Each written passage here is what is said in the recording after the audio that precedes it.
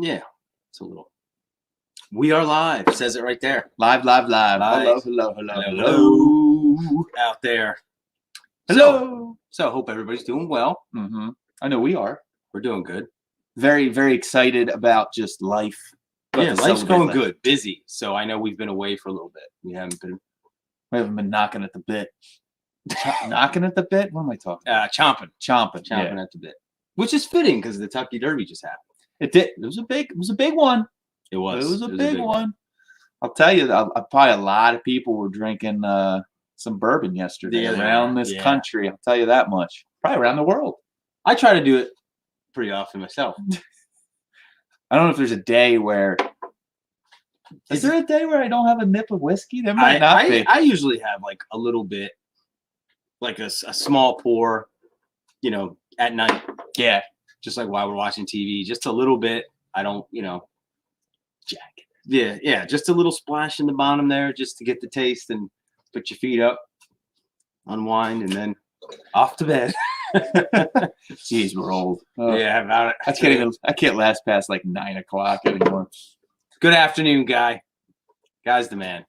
Guy, there he is. Guy, always coming through. Appreciate you hopping on, buddy. Yeah, we know this is a little bit of an odd time, but we got to do it when we can. You do. It's Sunday afternoon, and I'll tell you, what better time to drink bourbon, right? Yeah. So, buddy, what do we got on tap? Let's explain what's going on for today. Okay, so came across an article that was the top 15 bourbons for under $100. Okay. All right. I sent it to Neil. We discussed this, and we both thought it's left a lot out. Let's put it that way. We were a little like wound up about this article, and there's some good honorable mentions on there. Yeah. But you're dealing with $100. There's a lot under that, within that realm of $100. And yeah, I just feel like it was like a watered down list. That's how I feel about it.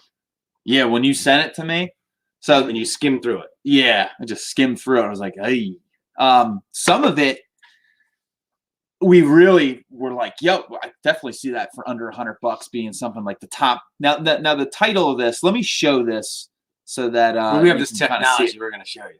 Yeah, we can do this. Yeah. I'm going to share screen. Oop.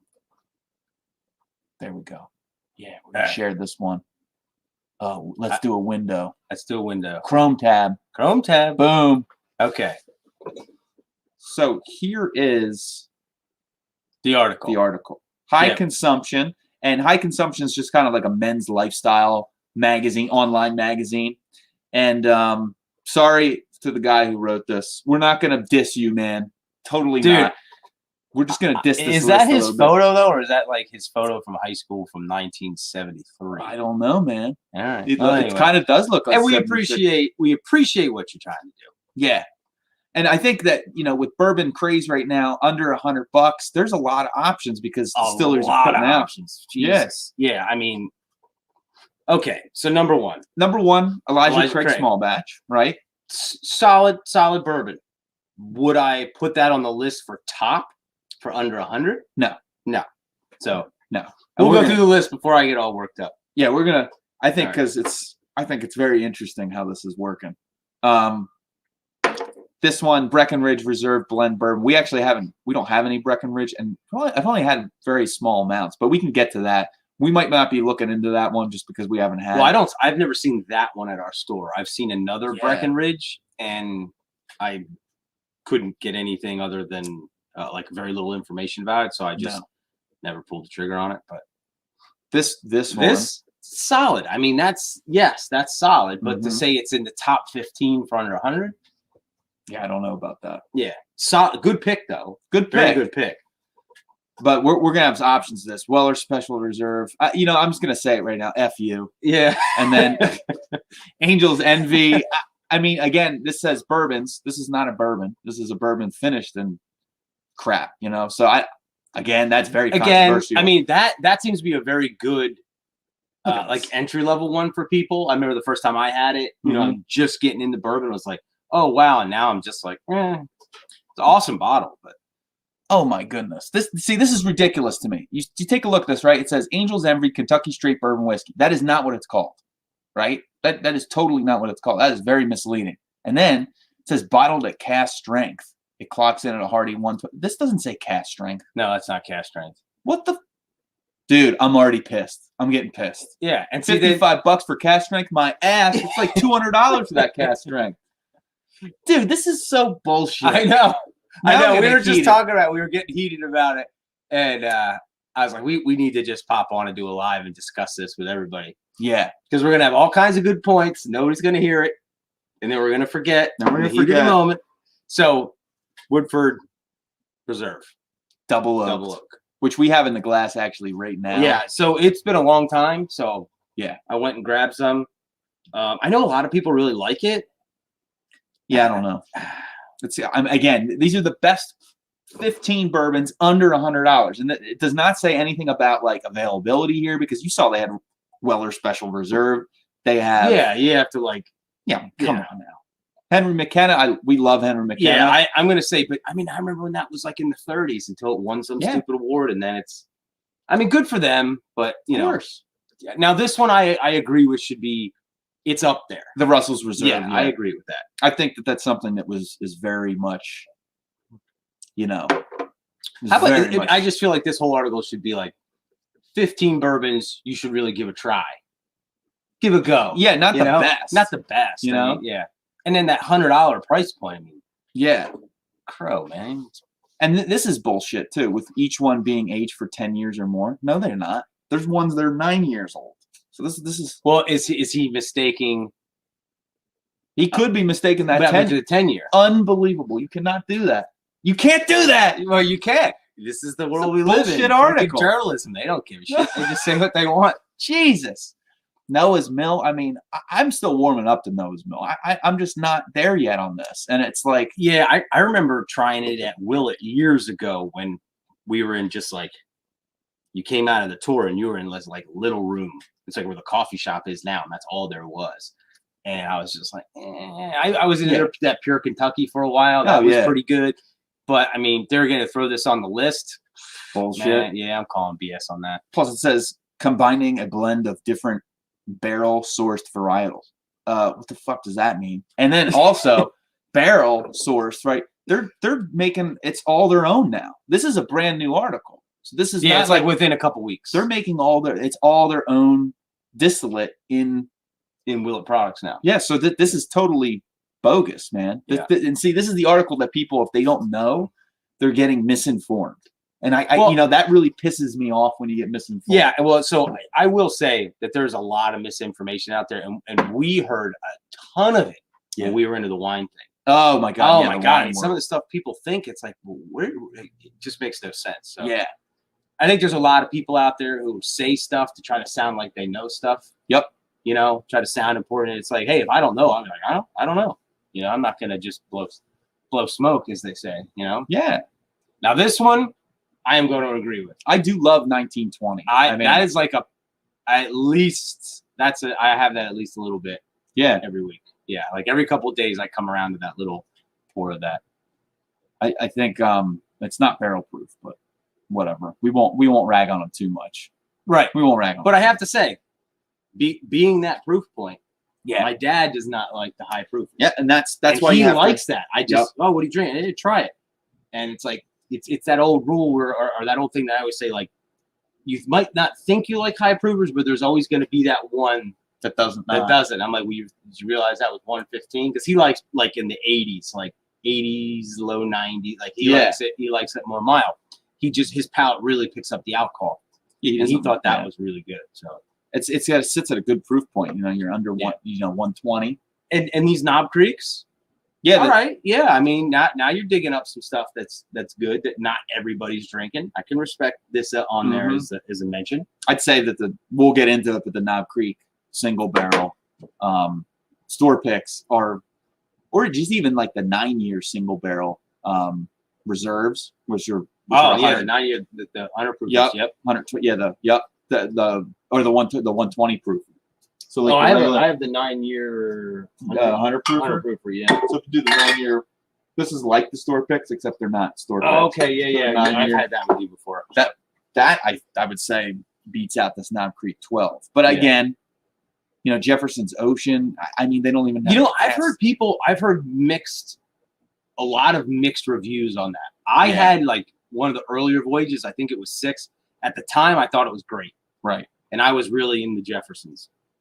I just bought the Twin Oak not long ago, and I really wasn't that thrilled about it. So, I mean, I'm sure the barrel, like this voyage, which is sort of like the pick or that batch, whatever you want to call it, I'm sure that varies quite a bit. It has to. Right? Which is cool, but you don't know what you're getting, and that's... Yeah, and I think if you do that one blind, yeah, it's another thing where you talk about saltiness in here. I don't know if you're going to get that if you don't do it. If you do it blind, you won't get that note because it's all in your head when you it's hear all Ocean. subjective. Yeah. Garrison Brothers small batch bourbon. Now this, I don't even know if this is labeled right, but Garrison Brothers, yeah, we both haven't had it. No, from it's Texas. Not around here in PA, and I haven't seen it in our Jersey spot either. Yeah, I have no idea about this one, but I do know they have different expressions, and I doubt this is the best one they offer that's under $100. So I'm pissed again. Eagle Rare, okay, so now that they only have, I think they have 3 Buffalo Trace products here. Eagle Rare, I really like, but I'm not going to put that above, you know, something like we're going to get into it, some other Buffalo Trace products. You know what I mean? Yep. Oh, another, buddy, just say it for this one. Just give me something for this. To blends, I mean, you know, it is good. It's good. It's good standalone. If you start backing up, you know, and purchasing for $100, we are split screens. I don't see us, but this I bought at Buffalo Trace, and it was what, like 58? The blends. Yeah, $58. I mean, it's solid. It's definitely good on its own, but if you put it up against like a 1920, no, it's over. No, it's over. It's so over. Yeah, it's over. And it's not for nothing that it's considered an OG. And no, it's not considered. If you are into whiskey and you hear blends, you immediately go F that. Like you know what I mean? It's like taters and all that. Well, you respect it like for what it is. Like I used to love it. I used to freaking love it. But it was also a lot more available. And then as you get it, as the availability went away, and that's there again, if that's some of the marketing, cool. Right. But as the availability went away and I started dabbling in other stuff, it got left behind. So for me, I mean, they sort of did themselves a disservice by making it so damn hard to get. They did. Whoever they are, you know? Those commies. All right. So, I mean, we're going to go back to this list, you know, a bunch of times here. We just wanted to kind of like open it up just to kind of show you guys what's going on with it. We're going to look at this list, though, this whole time. We're going to talk about, in general, too, I think, just these websites. So, like the magazines, like the website magazines, like, you know, you have like Forbes coming out with lists and, you know, Gear Patrol, I know, like, it's just like, oh, God, they just messed up so much shit. And now we're just looking at that. I mean, just that, looking at that article, they messed up so many. You know, so much information on there, not matching the description to whatever bottle they're offering. Like Angel's Envy is not a bourbon, okay? Is a bourbon finished, and it's not labeled on there on the website like that. Sure as hell is a cask strength. And they're talking about the cask strength. Yeah, the cask strength's like literally like over $200. So it's as you brought up something, it made me think. It's like, okay, so you have like your magazines like Forbes and magazines like, you know, I don't know, what's like another men's magazine, like Men's Health and stuff. It's like outside. What is it, Outside Magazine? That's called. They have a lot of bourbon stuff in there too. But like,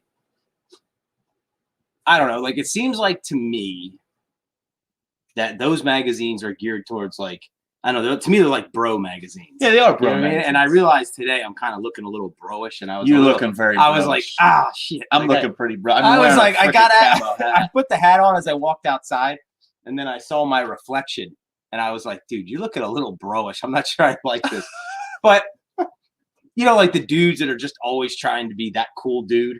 Yeah, they kind of like tailor it to that clientele. So these guys who are writing these articles are probably the same type of dudes, and they're writing it to a bunch of other dudes that don't know anything but trying to look cool and pull chicks, right? So what the hell do they know about bourbon, right? You have people who don't know about it that are writing about it. So you know, it's probably yeah. not your best source, No, I you know, I think of the information, but best source, of course, the Bourbon Buddies. You got to come to us naturally. No, definitely don't get advice from us. No, we got our finger on the pulse, buddy. We got our finger on the pulse. Well, should we say hi to everybody? Yeah, let's say hi to everybody. We kind of got off on that article too. So we did say hi to Guy. Guy's up in the here. man. Okay, he's chilling on a Sunday. He's ready. He's rocking and rolling. Yep. I can't read right now, so You don't have your glasses. I can kind of see. Oh yeah. It is a good excuse. It is a good excuse. Oh, my knee. Oh, God. As soon as it's like 12:01, it's like, well, Sunday. Whiskey Corner's in here. Good afternoon, Whiskey Corner. Hey, thanks for stopping in and hanging out with us. And yeah, and please, as we vent about this article, let us know what you think. Yeah, kick in, because we want to know your opinions about just, the article's in the description below. So if you want, click on the link. It's on the bottom part of the description. Click on the link for the article that's through what is that? HiConsumption, which is a men's lifestyle magazine. You can look through the list yourself. You can kind of look at little the inconsistencies we're seeing. Again, we're bourbon kind of like geekoids, so of course we're gonna pick stuff apart. But if you put an article together, you gotta know your shit. Yeah, here. you should. Yeah, I mean, you are delivering information to the masses. Yeah, you got to do your freaking research. Make sure Now, the picture matches. And I have to say this about myself, is with that whole geek thing, I try not to geek out too much on it. But if there's any information I need, I just ask Neil, and he usually has the lowdown. I try to keep it like, I want to approach this like not so technical all the time, because I tend to like overdo it. Yeah. And you and I both kind of get into stuff, and we like try to absorb as much as we can. And I try to like be, I don't want to say the average guy, but I try not to like dig too deep into the specs and who made this and how this is done. I just want to kind of like, what is the experience? I'm trying to hold like the geeking out thing back, so I can just kind of like, and it's hard because as you get information, as you do this, you dabble, you hang out, you check out things, you can get a lot of information. But kind of what's going I try to hold back a little bit. I think it's a good point there, buddy. It's a good place to be. Tim Evans Tim's always popping in. Yeah, I love Tim's just always out trolling around the internet. Trolling. We're glad you stopped by here, buddy. We got Wildlife and Whiskey. What is up? Yeah, what's up, man? We got a little Peter Be Good in here. I don't know why I'm saying Peter Be Good. Sorry, Peter. Good afternoon to you, my friend. Well, probably because it said Peter Be Good afternoon. I'm just thinking Peter Be Good. Yeah. Thinking like Johnny Be Good, like Chuck Berry stuff. Bottled in Bond. Ozzy. Hello, my friend. What's up, man? We got Trev the Wrench. He's trolling in here. He's another solid one. He is. Good looking guy too, right? It's a good looking sharp dresser. Guy Davis is saying a couple different things in here. He's always got some good stuff in here. Guy knows his stuff. He doesn't believe in himself enough. Guy, you know your stuff. Yeah. Oh yeah. From Chris from Bourbon Saint. I haven't seen Chris. I haven't seen Chris in a while either. I don't know if anyone knows kind of if he's still doing anything or if he's planning on doing it. It's been a while since I've seen him do anything. So yeah. Chris was always a good guy. Yeah, he's really good. Another wealth of knowledge. You know. Who else we got in here? I just want to make sure I'm not missing anyone. I think we got everyone. If there's any lurkers that just want to kind of peek in. Yeah, you can lurk.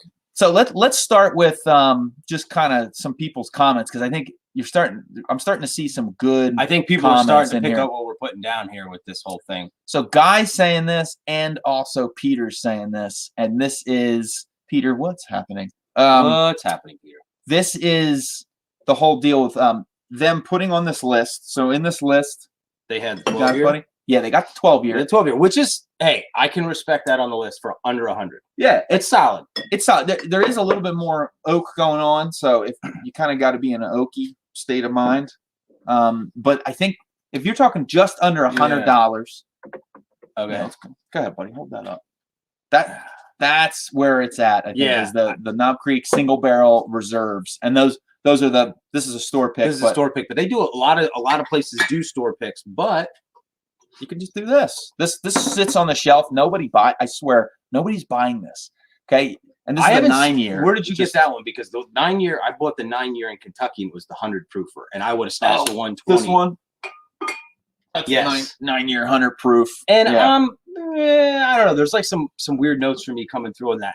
These single barrels, man, this is like some of my top picks out of my collection right now. I'm like 100%. I look over those all the time, and I'm like, yeah, I'll take a little nip, but I don't want to burn it up because you don't want to burn.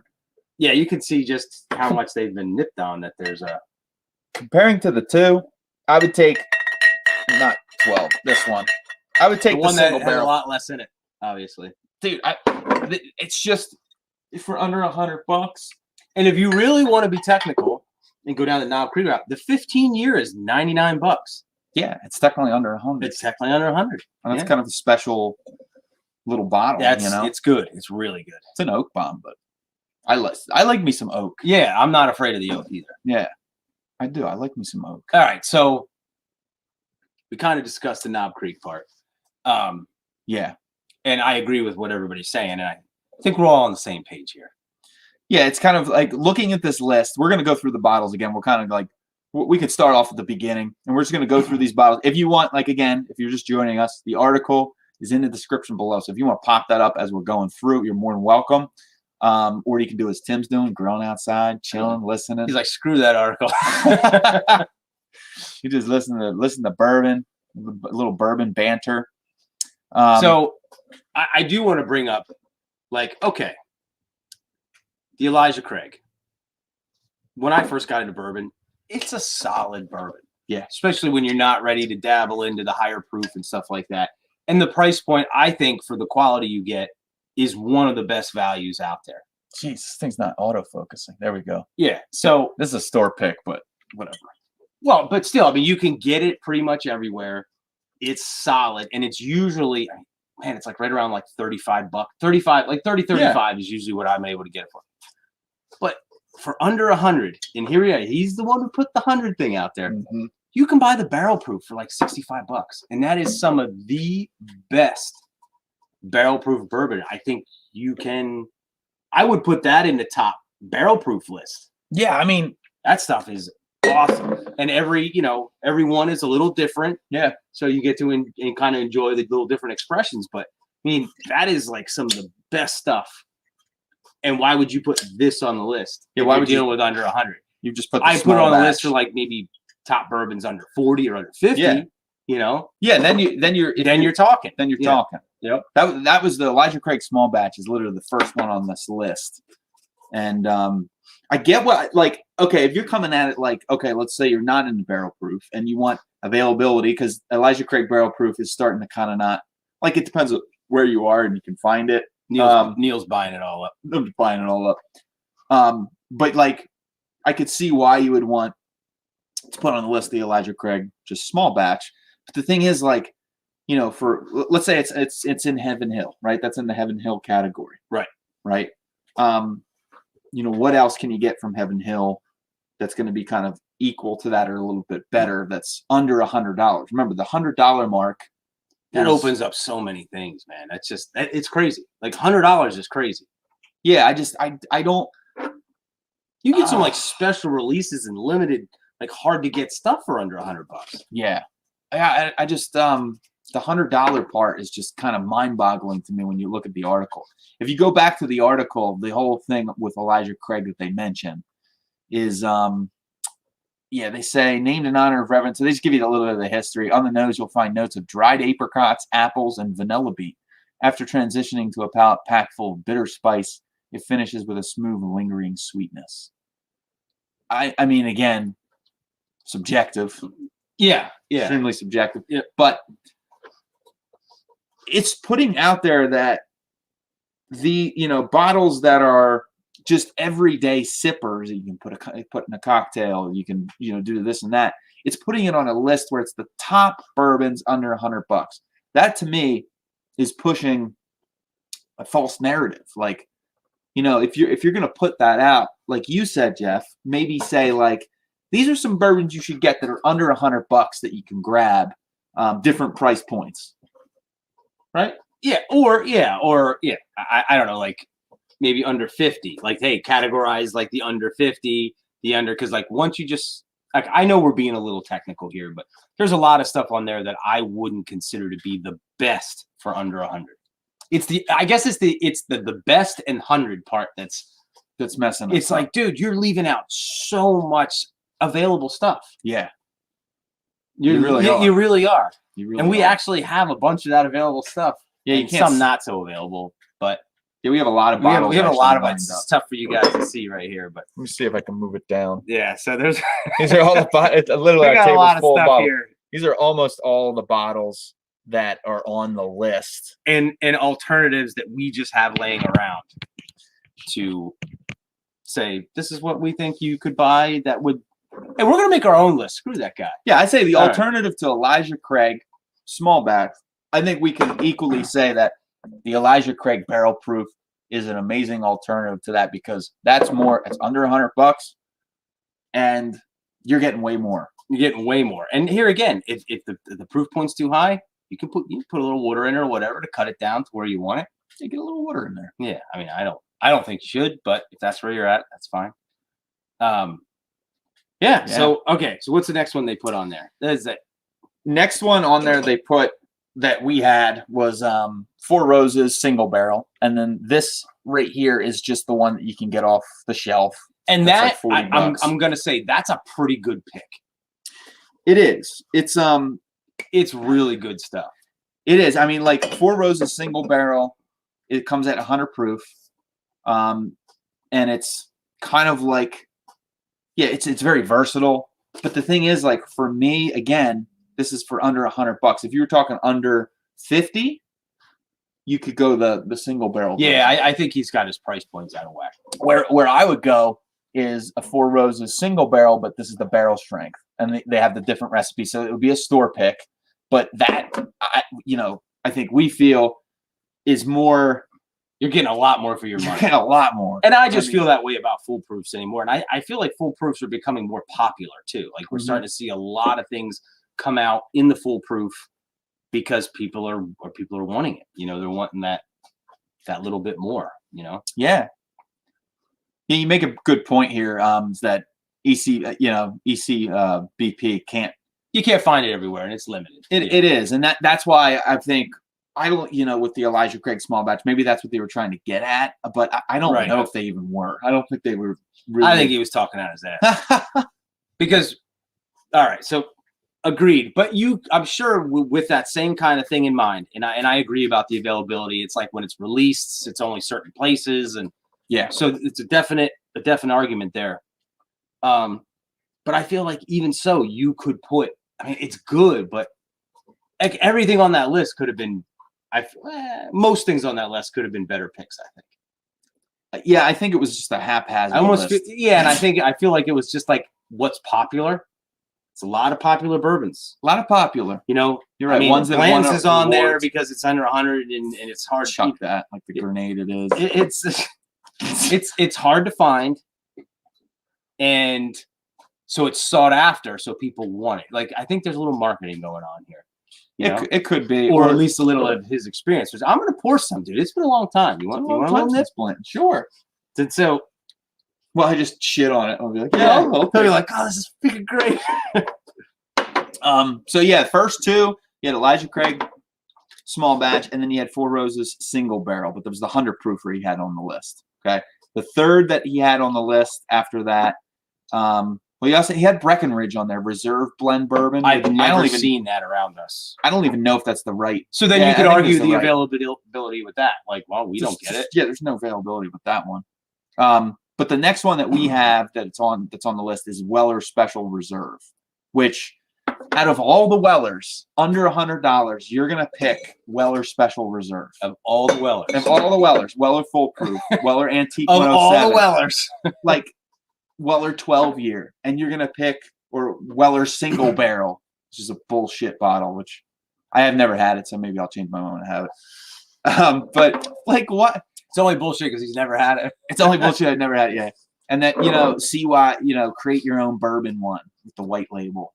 That one that was it gets crazy on secondary. But none of those Wellers were on this list except Special Reserve. I mean, that to me tells me that what in the hell is this list? Like this list is crazy. Yeah, it's very random. It's like a very random haphazard. It says be readily had around $50, which that's not necessarily true. Readily had? Definitely not readily. It's not readily. Jesus, what is this guy doing? You know, we were so I know I've told this story before, but I'm gonna tell you again. So I used to be able to buy it in this one store in Tennessee whenever we go down to the Smokies on a vacation. Mm-hmm. And I'd buy a bottle or two and I'd enjoy it. And then it was like you couldn't get it. And a couple times you and I stopped in at this place, couldn't get it. And it wasn't like Neil just stumbled upon it. And it was years since I had it. Right. We tried it and we were like, what the hell is all the hype about? Like it was a little bit of like a letdown, I thought anyway. Yeah, it was not happening. You know? No, it was. Yeah. So to put that on the list as best of anything, I don't hype, maybe best hype bourbon, maybe. He does make a point here. He says that, but I don't know about if this. So he says with the Weller name's grown popularity over the years. That's understating it.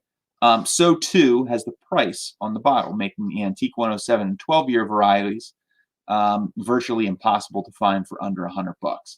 Again, that's not necessarily true. It depends on your area. If you go to Ohio, you can find it, but you gotta like know when it's coming in, the 107. But you can get that well under $100. And then Weller Special Reserve online, dude, it's like $100 and some online to get it in secondary. It is not, and Weller Special Reserve you can't find everywhere.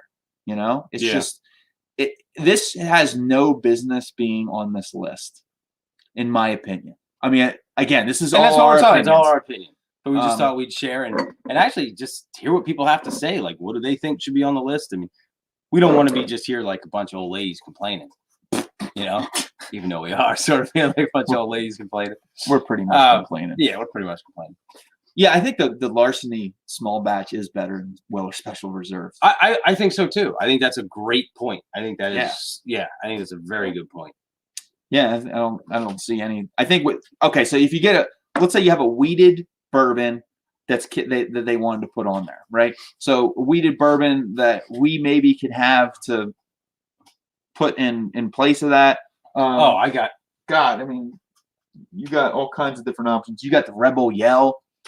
I think even the Rebel Yell 100 would beat out. It might in a blind. That's actually a good blind. Maybe we should do. A really good blind. And then you can do the Rebel Yell single barrel.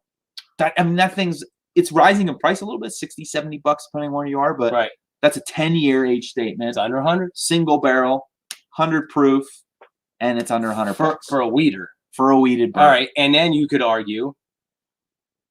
This is where I'm going to go with. Yeah, go ahead. And you know how I am lately with my cask strength stuff. I don't know what it's like where everybody is, but around here, I just bought Maker's cask strength, $38. Yep. $38 for Maker's cask strength. They're practically giving away Maker's cask strength. It's like you go in a liquor store, you buy a bottle of wine, and they give you a bottle of Maker's. But $38 for cask strength. And it's good. It's good. Their cask strength is excellent. I don't really care for like the regular Makers. I could see it for like a mixer or something like that. Now I haven't had the 101. I know you have it. It's delicious. I know the regular one. I'm like, seems to leave a little bit to be desired. But the cask strength for $38, I saw it for that. I'm like, I can't afford not to buy it for that kind of money. You know, like you'd be silly not to. You really would, dude. And it would smoke. I mean, it would literally smoke. It would smoke that Weller Special Reserve. Yeah, I mean, plus, you're gonna leave out. So if you want wheated bourbon, right? You can get any of these Maker's Marks or Maker's Marks. Makes or Marks. Maker's Marks. I said it again. Maker's Mark.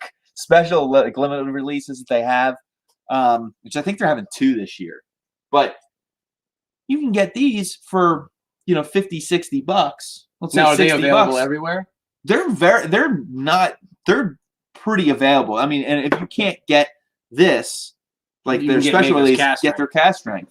Or the 101's pretty available now by us. Or you can get the 46 cask strength. or even Maker's. Yeah, the 46 is another good option. Would probably beat blow. out, beat out Weller Reserve. I was pretty disappointed when I went back and tried Weller Reserve. It's just not. I mean, there's nothing like. And you know what? To bring up a point, pudding, but I read an article when I first got into it. Was like, oh, this Weller Reserve, and I still remember that. I wish I could pull up the article, but I remember hearing it, and what the article said was that was Pappy that didn't make it to Pappy. And I was like, oh, sweet. Like, well, then I'm all on that, Yeah. And then when I finally found it, I bought it, and I liked it at the time, pretty new at it. And and I'm not saying it's not freaking dishwater, but I'm just saying to me, it doesn't live up to the hype.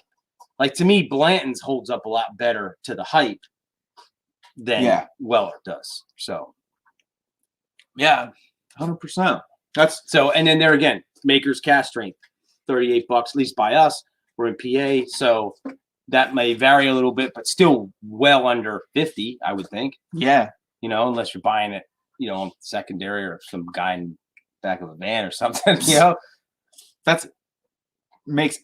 Peter makes a great point here saying that, that larceny should be over the Weller, right? And he says that larceny should not be on this list. I mean, the small batch should not even be anywhere near on this list. So that agreed. It's just total, tater shit here, Yeah. Which, hey, if you're a tater, great. If you love, Buffalo Trace kind of, products and everything or men's magazines. Yeah, I love Buffalo Trace stuff. I think it's a great flavor profile. I just think that, now there's crazy, unwarranted hype for it. Yeah. Well, it's like, I mean, that's another topic. Getting ourselves all worked up. This I think Wildlife and Whiskey brought this up, and Peter's just kind of re-saying it. The Jack Daniel's single barrel proof, and I brought that along as an honorable mention. Yes, because this stuff for the money I think is phenomenal. And I'm not a Jack Daniel's fan. That is, but this stuff. But it's like there again. It's like. Hey, you don't want to drink the black label. Understood, but doesn't mean everything they make is crap, right? Yep. So you always have to keep an open mind and not write off a brand just because. But yeah, I actually brought this along today because just to make sure that we mentioned that. So I agree 100%. That stuff's awesome. Yeah, it is, and you could say like, oh well. He said bourbons. Technically, it's not a bourbon, but then he put Angel's Envy on there as a bourbon. So yeah, exactly. I mean, whatever. You want to get So we just wanted to bring it up as like an honorable mention. You could argue the fact that it's not a bourbon, et cetera, et cetera. I agree.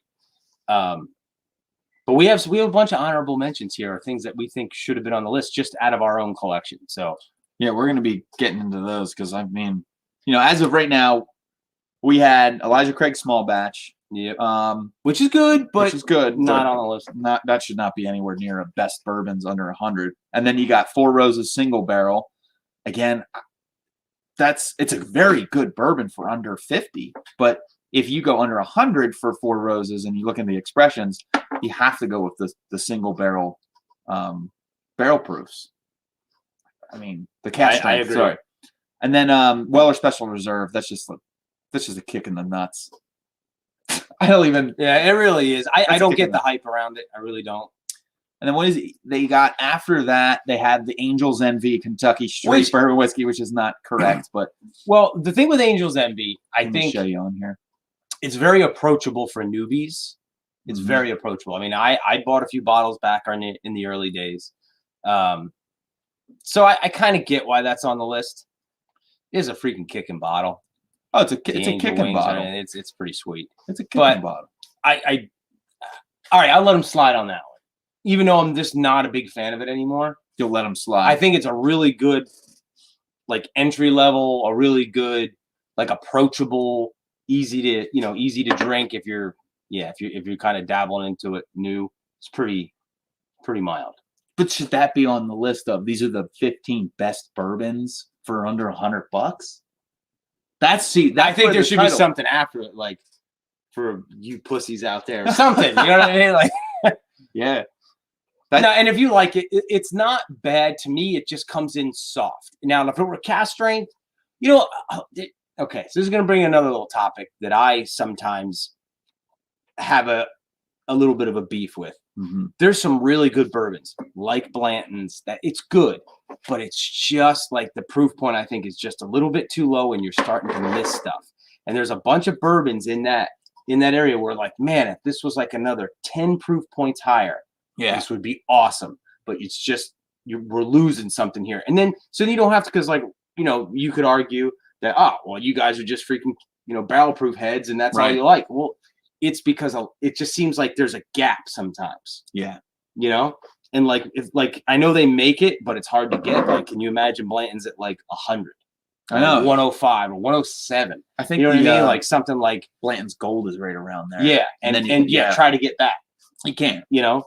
You can't. And that's my point. So I don't want to come off like it's just like, oh, you're just a barrel proof junkie and that's it, But it just seems like to me that, and there again, Angel's Envy is solid. It seems a little light. Once you get into other things and you go back, it's kind of, it just seems to leave you wanting. Yeah.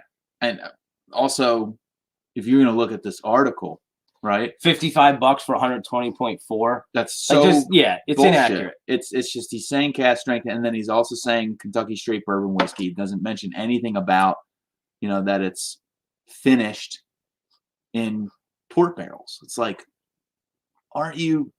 It's like, what?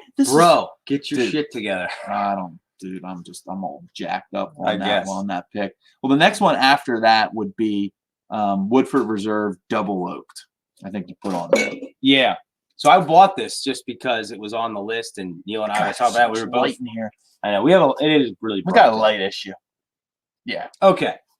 So now I have a buddy who has the new Woodford release. It's like the cast strength. I haven't had it, but here again, Woodford to me is a perfect example of, especially regular Woodford. I cannot. I used to drink it, and I just can't get into it anymore.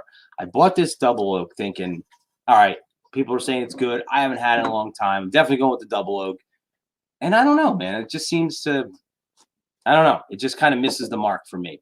Not that it's not, and if if somebody likes it, it's just like whatever the Woodford recipe is for me, it just really doesn't sit well with me. And for the money, it was like 52, 53, something like that.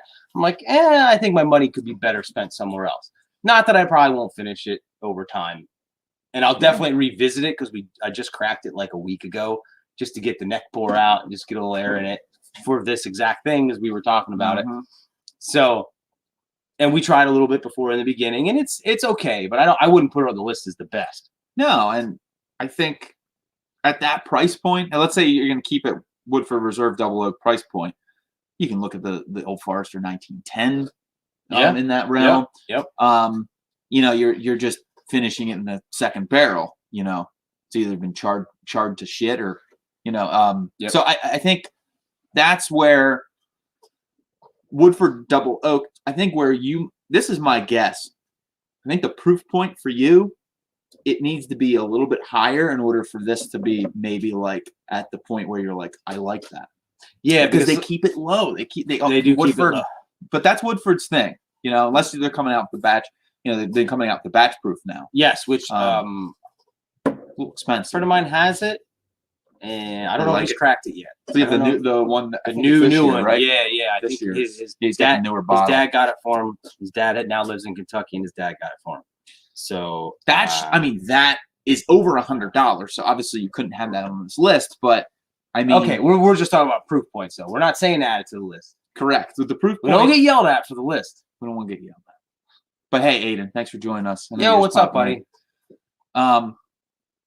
Yeah.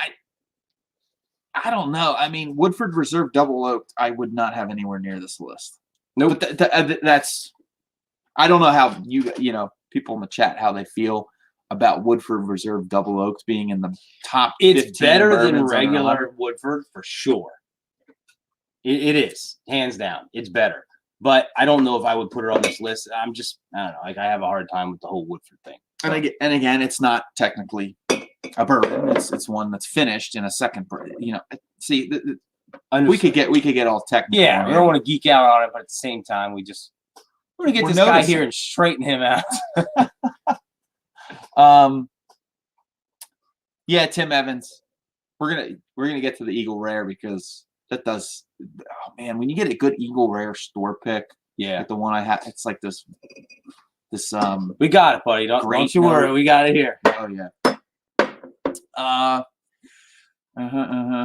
So Aiden's with the double oak, saying that 42 and he loves it.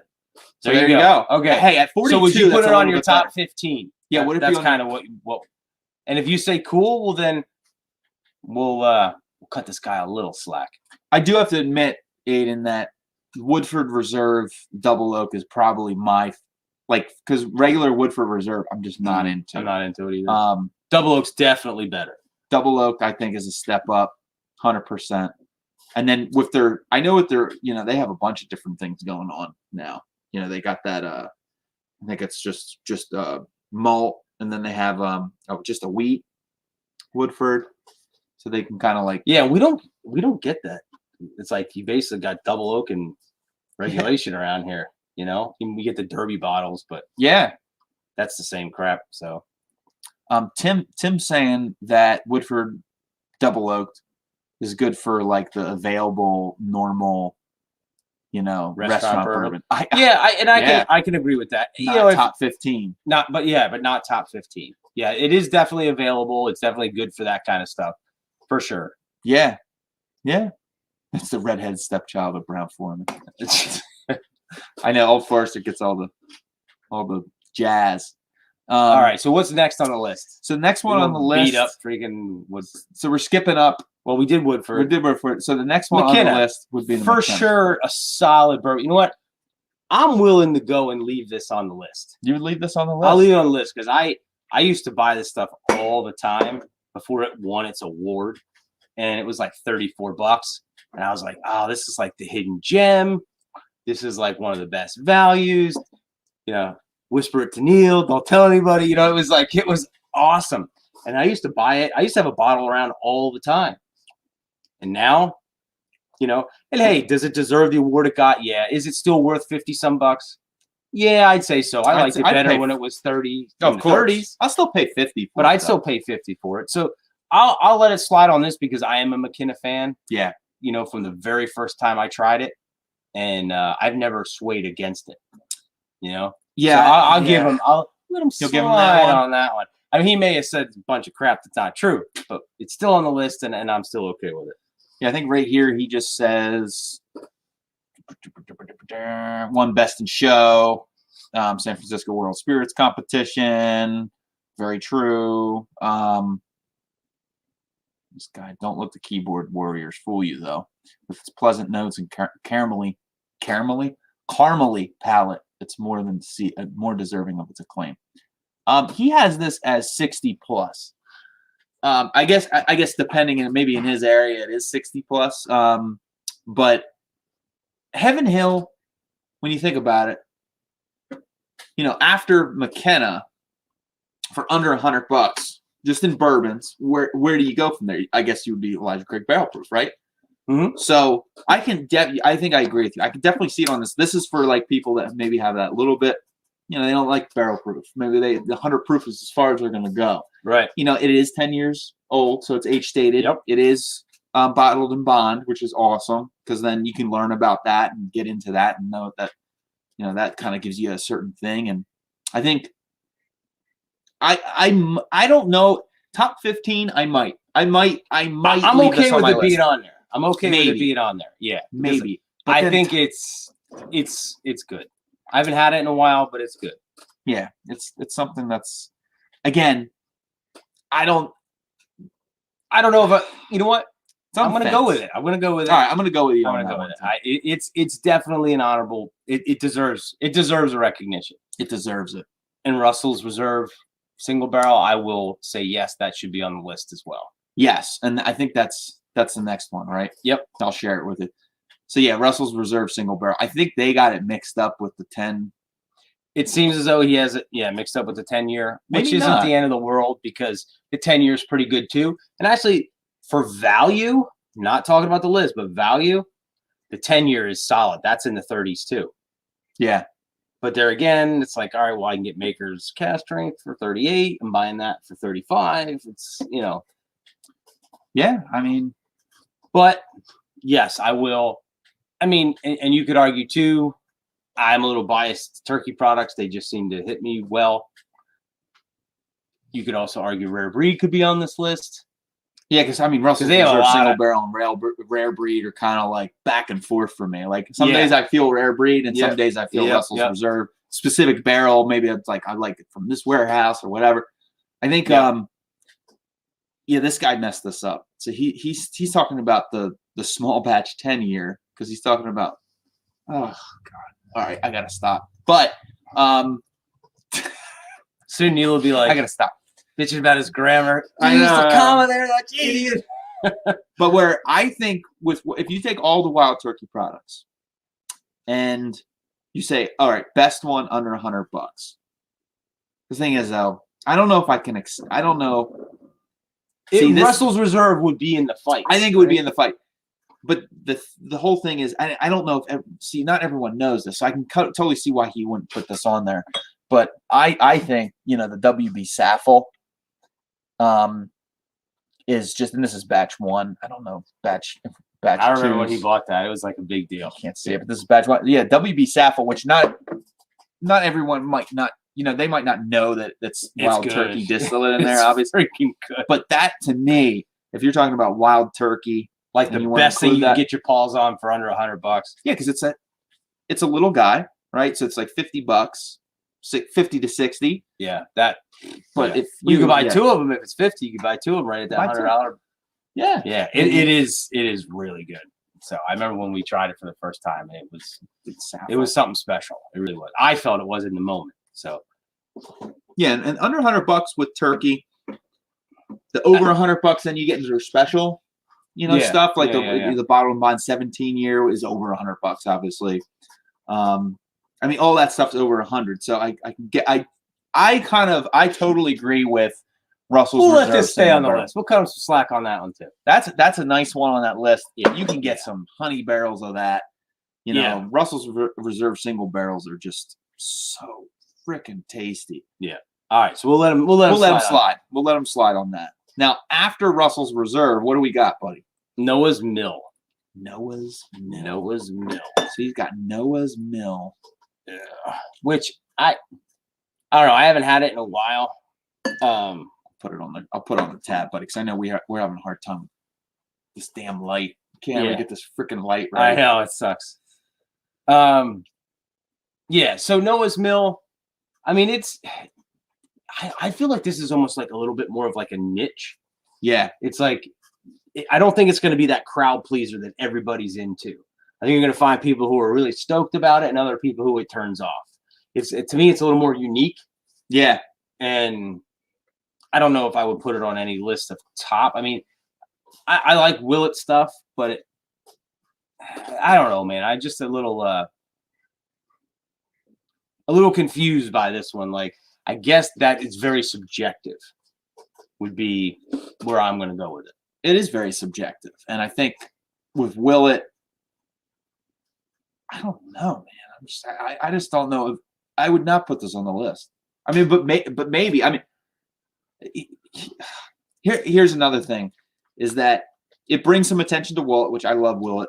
You always tell me about it, and then when you took me there, I was like, "That's a cool place." It is an awesome place. So let's just get that out. Let's get that out of the way. If it's like top 10 places to visit, yeah. I'm probably out of all the Willet that is under $100.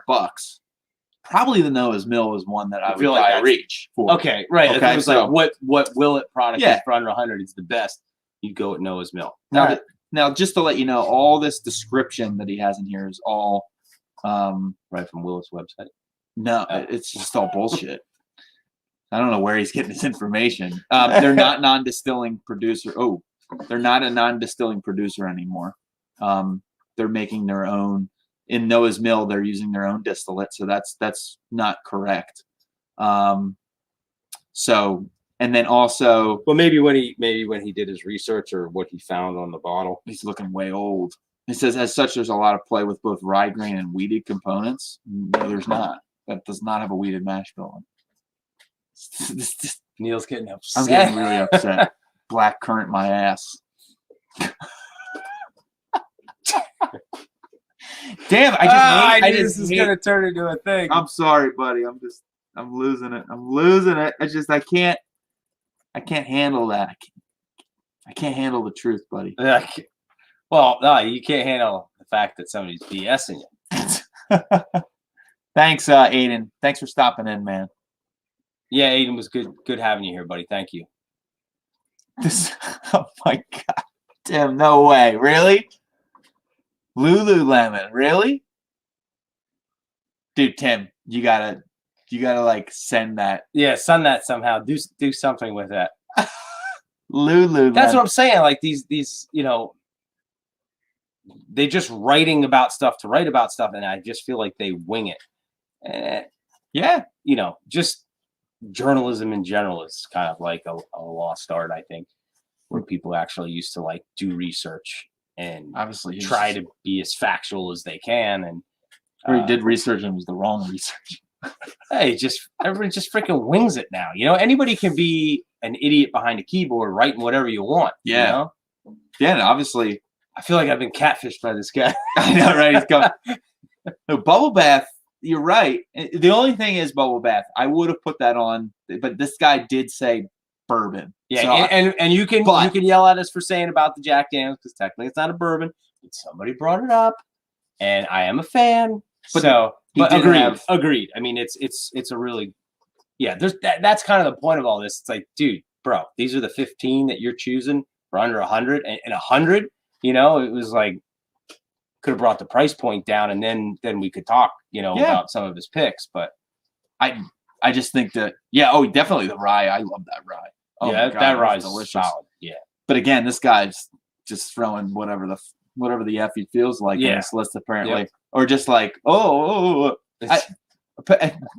or maybe he just Googled somebody else's list and just.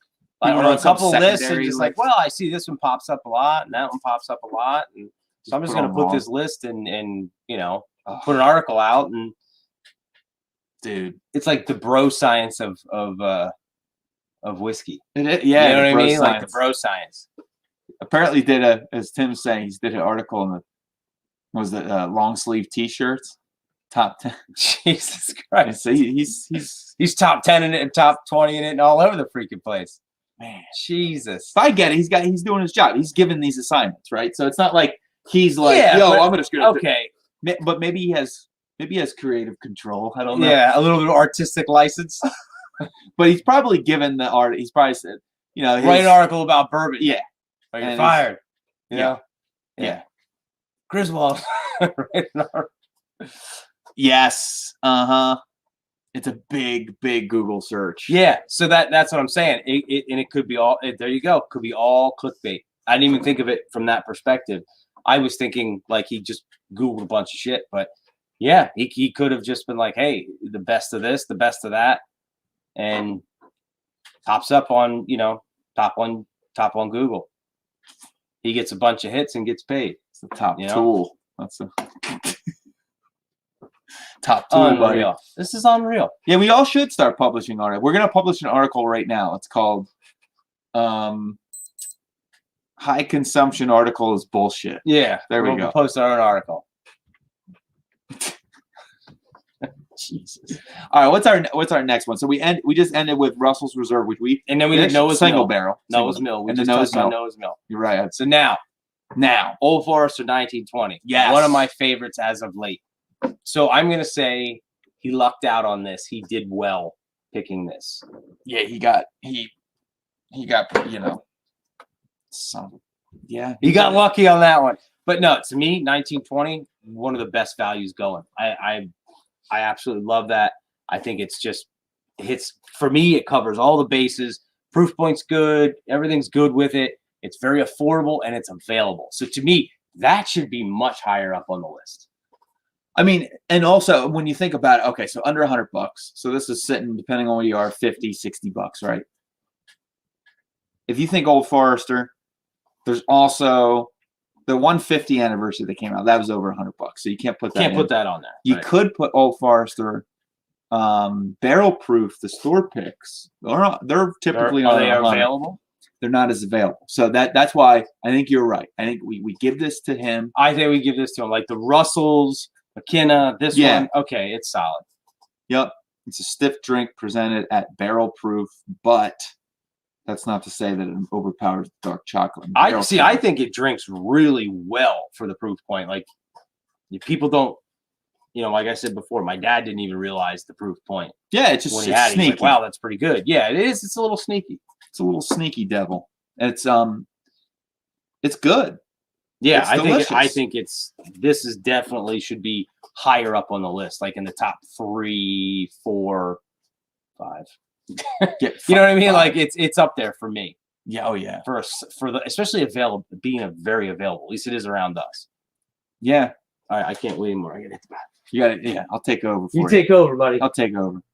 Yeah, it looks like Guy is saying here that with the article itself, he probably got all of his research done in Google.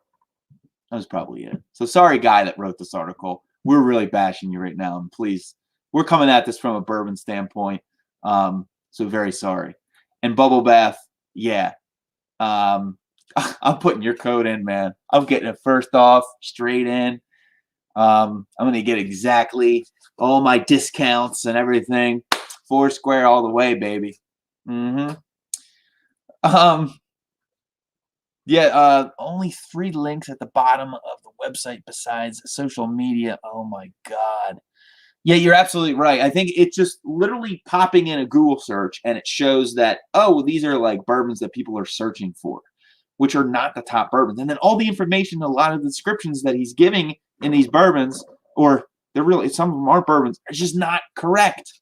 That pisses me off more than everything. Okay, so I'm going to rant on that. I just don't agree with putting information out, top bourbons, and you're going to put misinformation. Now, you can put whatever bourbons he wants, but make sure they're bourbons, first off, and then also make sure that you get your descriptions right. Because I could say whatever bourbons I want under $100, right? Anyone can kind of say that, but to that point where it's like, saying that, that this is a bourbon, it's not, it's finished in something, right? Angel Envy is not a bourbon, and that really chaps my ass. I don't know if it chaps anybody else's ass, but it chaps my ass. It's just how it is. And yeah, Guy, Old Forester 1920 definitely has a standing ovation. I do like that stuff. It is very good. Back? Yeah. Oh, dude, the 1920s where it's at. Like that to me that's one of, I think for the money, it's one of the best values going right now. Yeah, because it's just it's in the 50s, right? Or is it up? You can get it in the mid 50s. 50s. So to me, that to me is solid bourbon. Solid. Okay, so after that, this guy goes with Knob Creek 12. We discussed a little bit of the Knob Creek. Which we discussed, yeah. Yep. Now, Knob Creek, I think, is a fine pick in top 100, or in top 100, top 15 and 100, whatever the hell he's saying. There's several Knob Creeks that could fill into that. Yeah, and I don't. Which we discussed with the single barrel select, blah, blah, right? Yes, I think with the 12-year,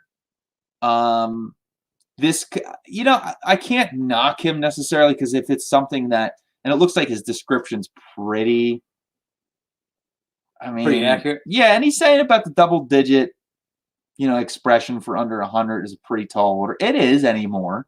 Yeah, I mean it's not it's pretty. It is getting more difficult. And he did put Jim Beams. I like that. I appreciate that he said Jim Beam for Knob Creek, because it shows that he knows where Knob Creek's made, right? Yeah. 12 years maturing in white oak barrels for an extra smoky sip. I thought he said smoky tip. Whatever you're into, buddy. Bakery every nose. Don't sleep on this one. Limited release. Yep. Yeah, pretty accurate on that. All right, we'll let him slide on that. We'll let him go on that one, but we would definitely, I think Jeff and I both agree, we would definitely put, your Knob Creek. This one right here? Yeah. the single barrel, and then we had the 9-year 120 out before. Yep. Yeah. Yeah, single barrel That stuff is- selects. Yeah, 120 proof. You know, this one's like almost 15-year pick. I mean, good. the price have gone up on these, but now the age has gone down also with the now they're like 9 years, because I think they're reserving all the older bottles or older barrels for Knob Creek 15, Knob Right, Creek 12. So they're trying, and I don't blame them. I mean, this I mean, was there's only so much to go around, so they sort of have to. this But was I don't know. I mean, $49. yeah, I have a couple of them at home, and they're just like, Yeah, they're knockout. man, they're where it's at. But I mean, the 12 years is solid, so we won't Yeah. knock them too hard on that. Yeah. Oh yeah. So what's next on the list? What do we got? What do we got on the list next? So next one we had Jefferson's Ocean Aged at Sea Bourbon, which was not the cast strength one. We've both, I've had this, and you've had it too. Yep, I've had a couple bottles of it. Yeah. It's to me, it's. Is that I really like Voyage 6. That's one I had. At least I remember really liking it. Yeah. But from what I hear from like several people, it's like it seems to be like a hit or miss kind of thing, which I can see if you're aging at sea. Like there is gonna be a lot more variables, right, going on. So it's, which is kind of the cool thing about it. But at the same time, I mean, I guess you could just for the novelty of it, put it on this list, right? Like what else is aged at sea, and like how often do you get that? I mean, it's a very cool idea. It There is a coolness factor. It is you a know? real like big coolness. But again, on that title of this article, it says top 15 bourbons under $100. Yeah, and then some of his inaccuracies in the descriptions and things like that. It's adding up for us. But you're right. It is very unique. It's definitely, I think, the uniqueness. We had in a separate list, like saying these are 15 bourbons / whiskeys that are unique, that are very unique, that are under $100. Like that he could put that in that list. But saying that it's a top bourbon, I'm with you. I don't know if you agree with it. Yeah. And I used to He's be a allowed big to fan put of that on Jefferson's Reserve, Yeah. and I haven't had it in years. I bought the Twin Oak maybe a month or so ago, and I was pretty disappointed with it. You're disappointed? Yeah, I wasn't that thrilled with it.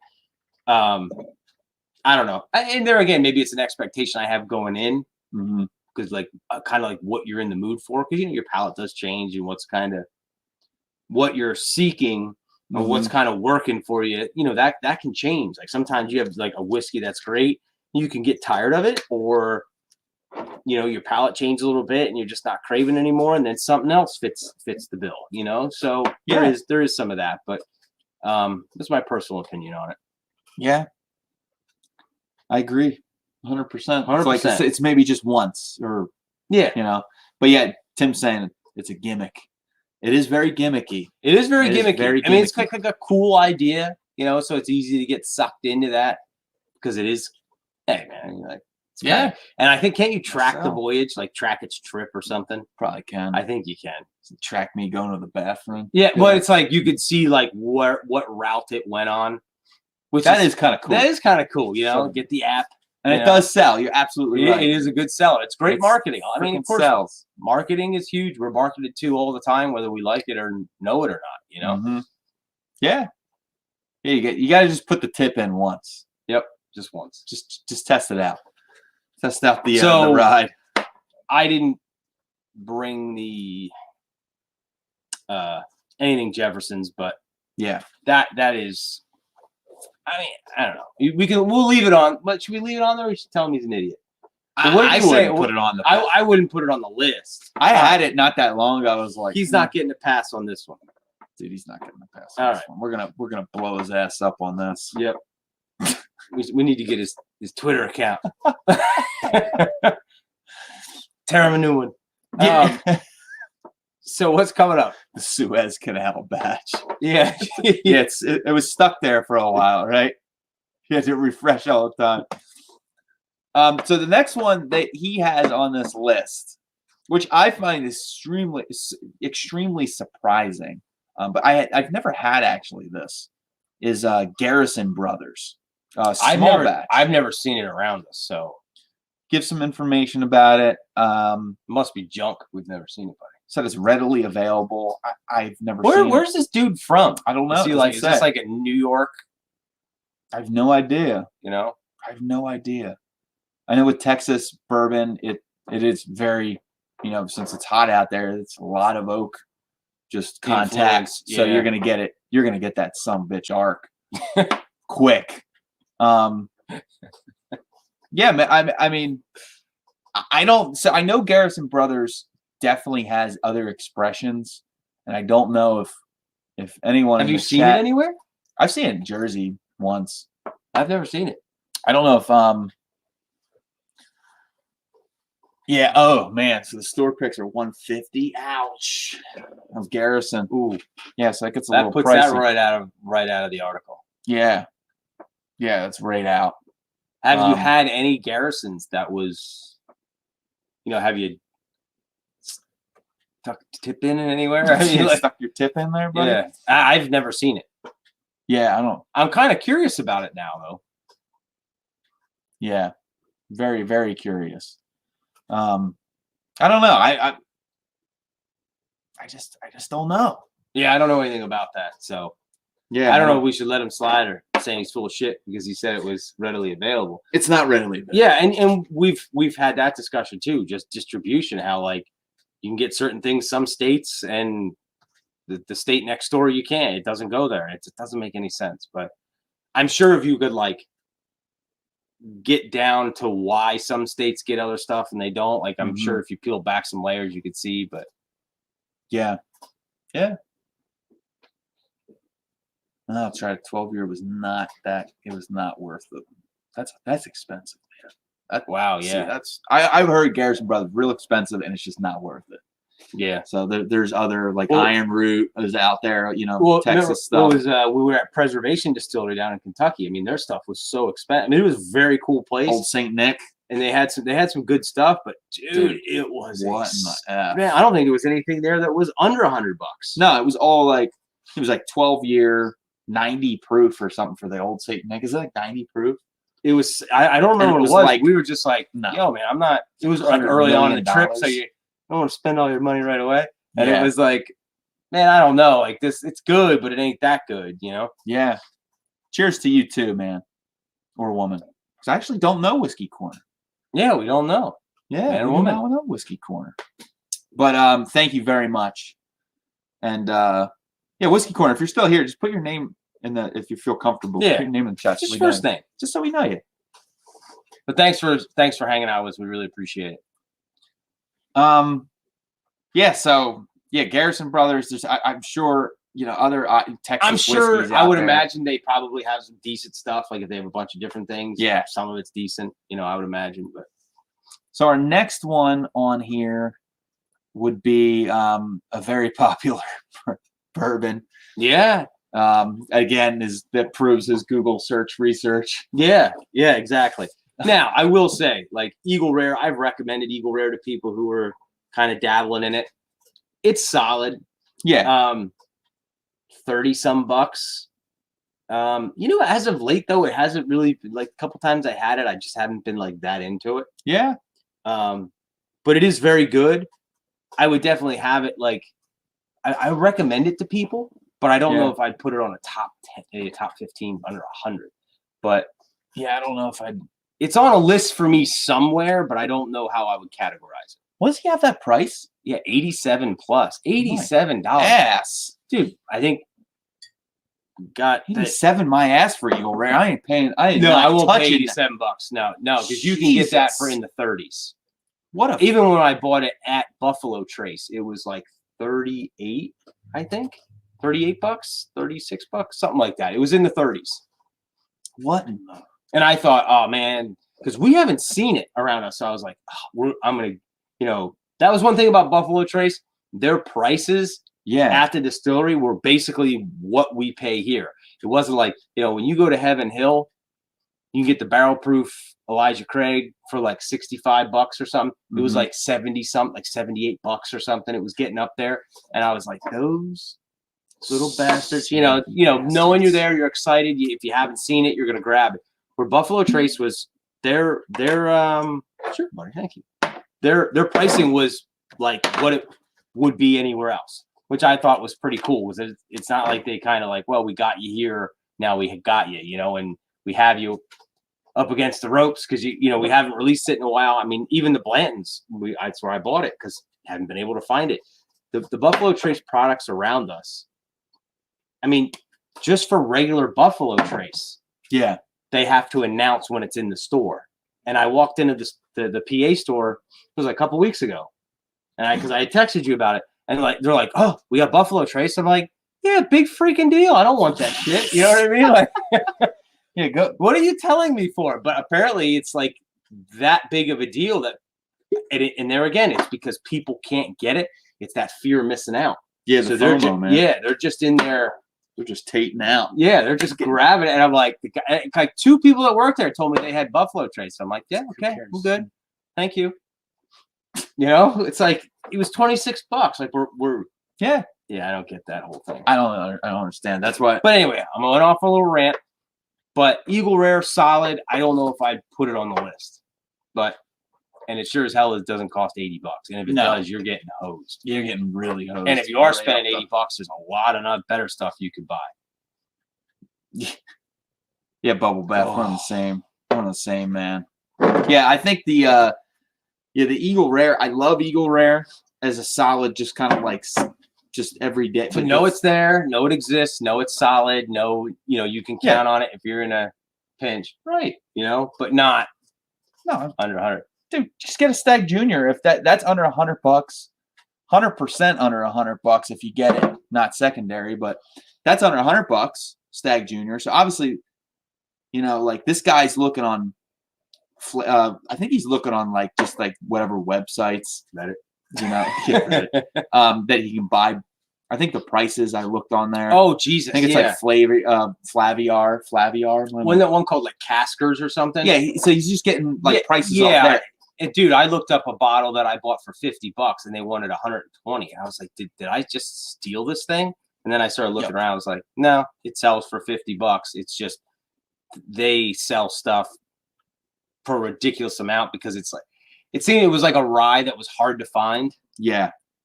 And when I bought it for $50 and I was like, oh, that's, this is cool. I'm going to try it, And then I was looking around like, wow, if I want to get more of it, where am I going to get it? Because I bought it when I was in Kentucky. I only saw it in one place.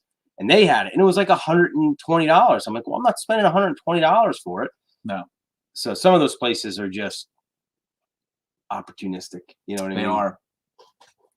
Yeah. Which, hey, if you're willing to spend it, God bless you.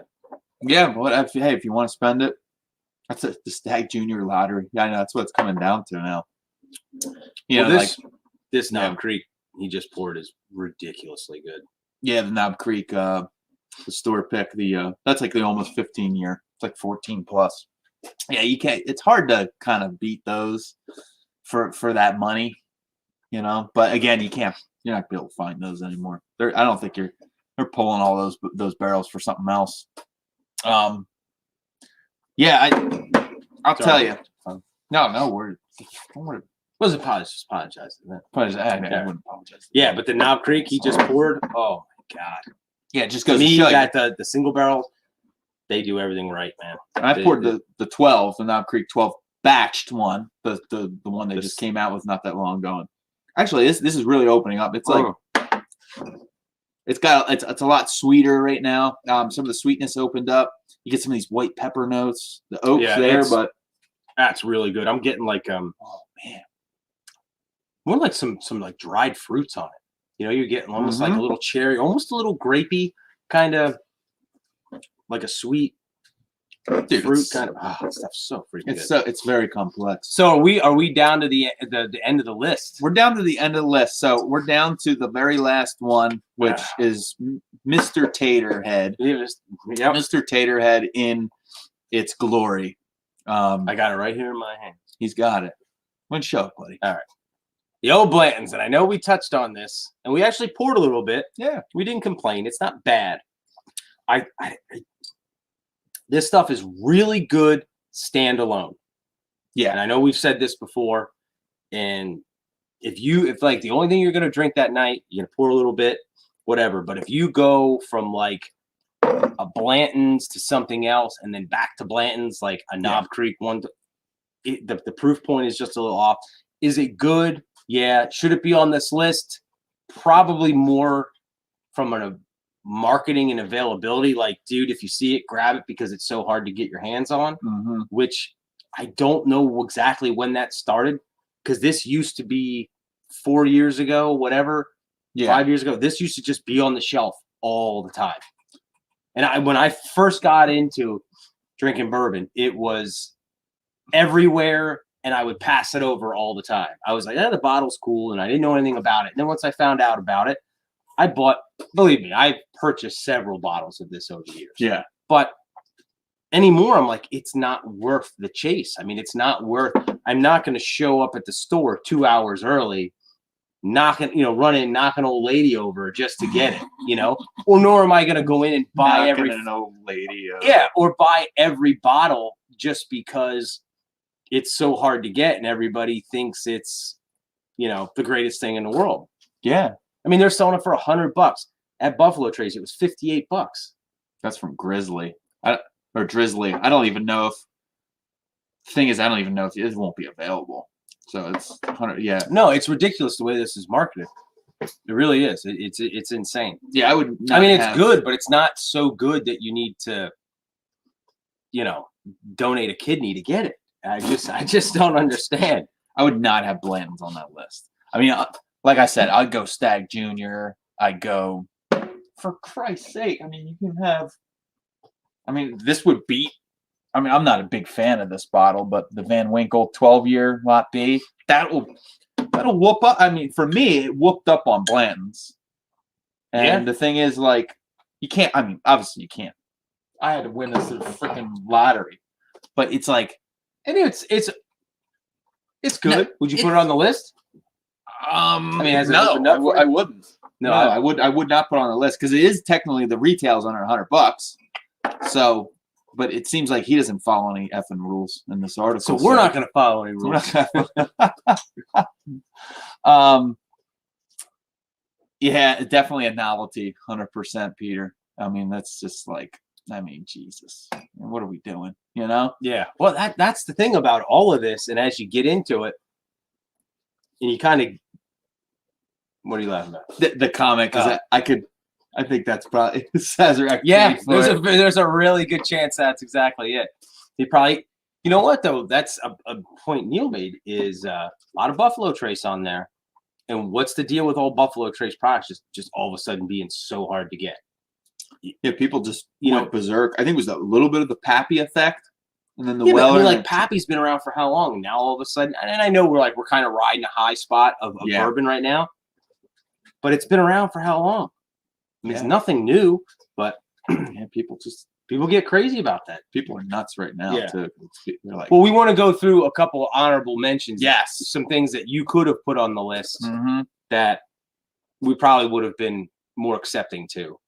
Yeah, out of our own collections and things that we have. So 100%. So I'll start with one, buddy. Go ahead. Give me one. 1792 foolproof. Yes. We know it's a foolproof. We know we got a little thing for foolproof, but for the money, what's it like, 60-some bucks, $62? I think like that? By us, it's like 44, really? $49. I thought it was like 60-some bucks the last time I bought it. It may have went up. I think in New Jersey, it's a little up there, but in PA, when you can get it, it's like $44. Oh, that's a steal. Yeah, that's a steal there. So that to me is, and there was no 1792 products on that at all. Now, I'm not a huge fan of the small batch, but the bottle and bond, the single barrel, the foolproof is exceptional. So, I kind of probably would have thrown something like that on the list. Maybe the right person didn't pay for it, but that's an honorable mention to me. I think it's a great one. You mentioned before a couple over on your side. I mentioned the Saffel, the Stag Junior. Again, that doesn't matter about availability with this list because this guy's putting whatever he wants on there. So another one that, and if we get it, it's pretty available. It's pretty available. You should be able to find it. Yeah, I think like one that should be definitely on this list is Smoke Wagon Uncut Unfiltered. That stuff's so And whatever batch that you have. even just a regular Smoke Wagon is really good. It's just oh my god! I mean, that's MGP at its best, man. Yeah, That's that MGP at its best, and it's just you're getting that what a high rye bourbon is all about. Yeah, You know? that stuff's so good. And you're just getting they just blend it right. They're putting a little higher age product in there. It's just the Smoke Wagon Uncut Unfiltered. That should 100% be on my list for under $100. Top 15. What does that cost for like $70-$80? Yeah, but what their standard Smoke Wagon is? It's like I've been $50. saving mine. I kind of worked it down about halfway. Yeah, I've the been small kinda- batch. The small batch. I've been pacing myself with because I is so wasn't good. real. I don't know if we can. Well, we should give a shout out to who hooked us up with that. Scott, My Bourbon Journey. Scott from My Bourbon Journey was the hookup for that. Here's So the hookup. we can't get that here in PA, but just you want anything, just freaking email Scott. He'll take care of you. Yeah, Let Scott everyone deal with email it. Scott right now. Yeah, everybody just get ask- hold of Scott. Just ask him. He'll give you money too. Yeah, So- yeah, just ask him. Just make up a story. He'll give you money. He will. So Smoke Wagon, phenomenal. Another one that I brought over, just because I'm a fan. I was a fan of the original, and I'm a fan of the new single barrel. Is the Baker's. Mm-hmm. That to me, it's still the first one. The original was a small batch, right? Yeah. And now the single barrel, I feel as though it's like one of those like unsung heroes. You don't hear anything about Baker's. And the first time I had it, I was like, man, this stuff is awesome. You don't hear anything about it. Nope. It's just like It's the so if redhead price goes stepchild up of it's Jim because, Beam. yeah, it's because we said something about it. So I think something like that should be on the list. Yeah, because You know, you're getting, here's another single point. barrel, at least 7 years old. You're right. Yeah, this is what 8 years, 6 months. Yep. Plus, it's 107 proof. Great proof point. Mm-hmm. And what's really cool about this, I think, is that if you're going to spend a little bit of cash on a bottle, I think a lot of people that aren't 100% crazy into bourbon, they really like the bottle design.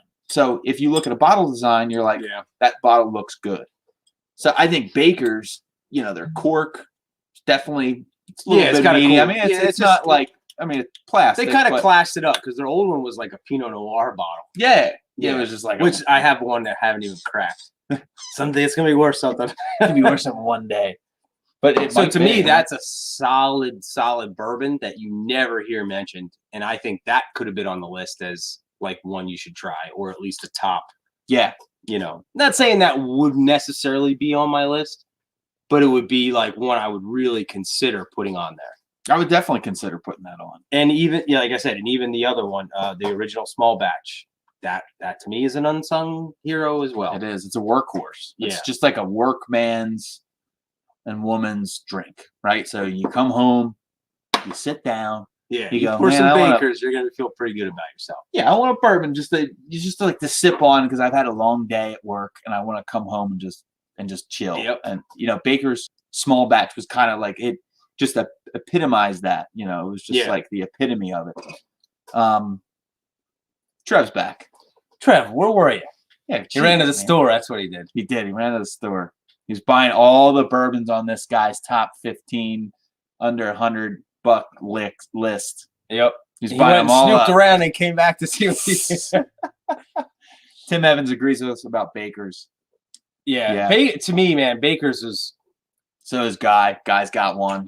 Dude. awesome guy. Well, I'm glad you got a bottle of Baker's because is it the small batch or is it the new single barrel? Yeah, let us know. I mean, that's the thing is like you have And they're enough- different. I mean, you can tell they're still Baker's, but Yeah. they're different.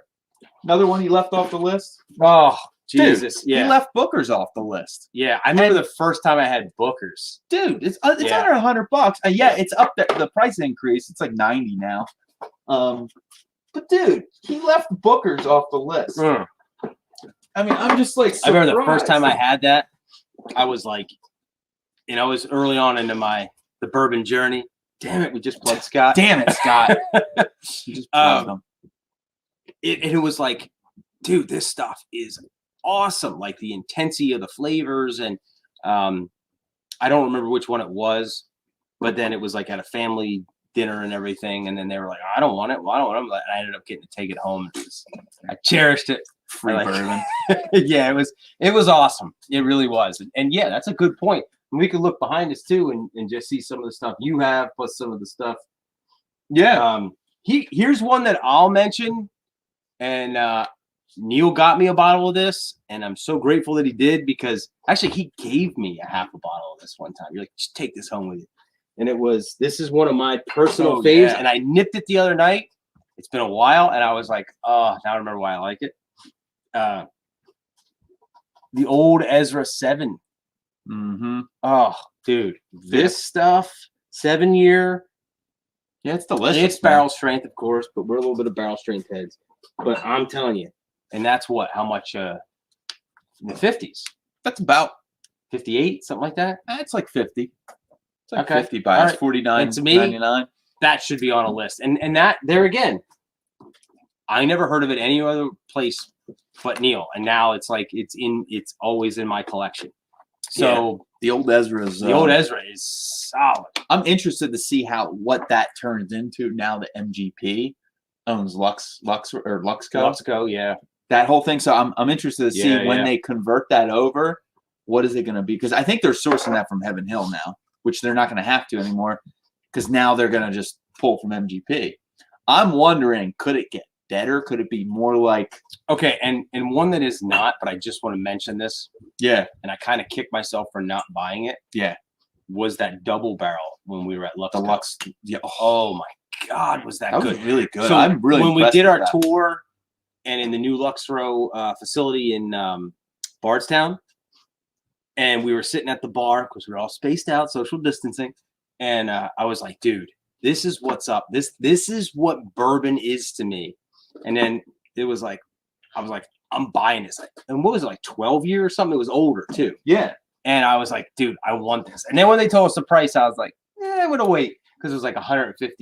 Yeah. And I thought, you know what, I might be able to snag this somewhere else cheaper. Kind of a mistake, because I haven't seen it anywhere. I don't know if you can. It might be a distillery only. If anyone knows that in chat, man, it might be. That stuff was amazing. So they're putting out some really good stuff. Yeah, and we'll see. I mean, with having their own distillery at Luxro, them, and they're sourcing. They're actually giving other. What they're doing contract distilling. Yeah. So now, like, they're able to tap into MGP's able to tap into that. They have a presence in Kentucky. Now they can, and then also Luxro can now pull from MGP from Indiana and be like, yo, we need stuff for old Ezra, right? And we need it now. 7 years. MGP has whatever they want. The old Ezra's what's up, man. I love, every time I go back to it, I'm like, oh, this stuff is amazing. Well, availability might increase now, which is great because of MGP being able to now go to be able to manufacture enough, and that's a good point. It's going to be interesting to kind of see that. But Guy Davis has the single barrel and he loves it. The Bakers. Oh, okay, dude, really, really good stuff. Yeah, and Guy, you probably feel the same way. It's like you don't hear about it. You don't hear about Bakers. No. Never heard about the small batch. I actually tried that at a restaurant one night. We just happened to have it was a busy night. We were going to see a hockey game, and we went to actually the place closed down, which sucks because of all the COVID stuff. They didn't make it through the COVID. And the guy who came and waited on us was real busy, and he was like, I ended up talking to him, and he was the bar manager. I'm like, well, hey, this is what I'm into. What do you think? He's like, hey, I got one I want you to try. And it was Baker's. And I was like, dude, this stuff's awesome. And I drank a big glass of that, went to the hockey game, a little tuned up. Thankfully, it was right across the street. So that to me, good honorable mention. Another honorable mention, and I might take a quick hit that. I might take a little shit for this. You should not. Actually. I should not. You guys should I really not don't think you should. This is, I find, to be solid. I've been kind of on more of a barrel proof kick. A solid drinker for every day because of the price point is the Bullet Barrel Strength. I think you get great batches of that. I think you get some really good batch of this. I am not a fan of the regular like orange label. Yeah. I'm not a fan of that at all. I don't like it. I've tried it several times. From the very first time I tried it to every time I try it after, because I don't want to give up on it. I don't want to be a quitter, you know. But I don't like it at all. But their barrel strength, that stuff is so good. I get like this hard candy, and it's so good, dude. Delicious. And $55. See, that's where it's okay, really and like hitting at a good spot. It's hitting at a good spot, yeah. And they're like, I think that's where where everyone's saying they're sourcing from a couple places, Four Roses and somewhere else. Well, I remember the first time, Neil, you had it, you were like, this is a Four Roses product. Which I think they do. I think they pull from, because like their blender select, they select different like yeast strains. It's like, that's Four Roses, you know? Right. So like, I think with that part, but then I think they pull from multiple distilleries. But now, I mean, they're pulling out, we went to that distillery. It's Stitzel-Weller, the old Stitzel-Weller, and dude, they're pumping stuff out. They are. You know, it's gonna be ready. It's gonna be ready. You know, we saw the barrels sleeping. Yeah, we did, and that's where that whole orphan barrel thing came from, and all that stuff. They had all that there, which I had the 23 year, which was awesome. I heard the 25 from Jason, CEO of Damascene Drum. Remember, he was saying like, that the 25 is not that good.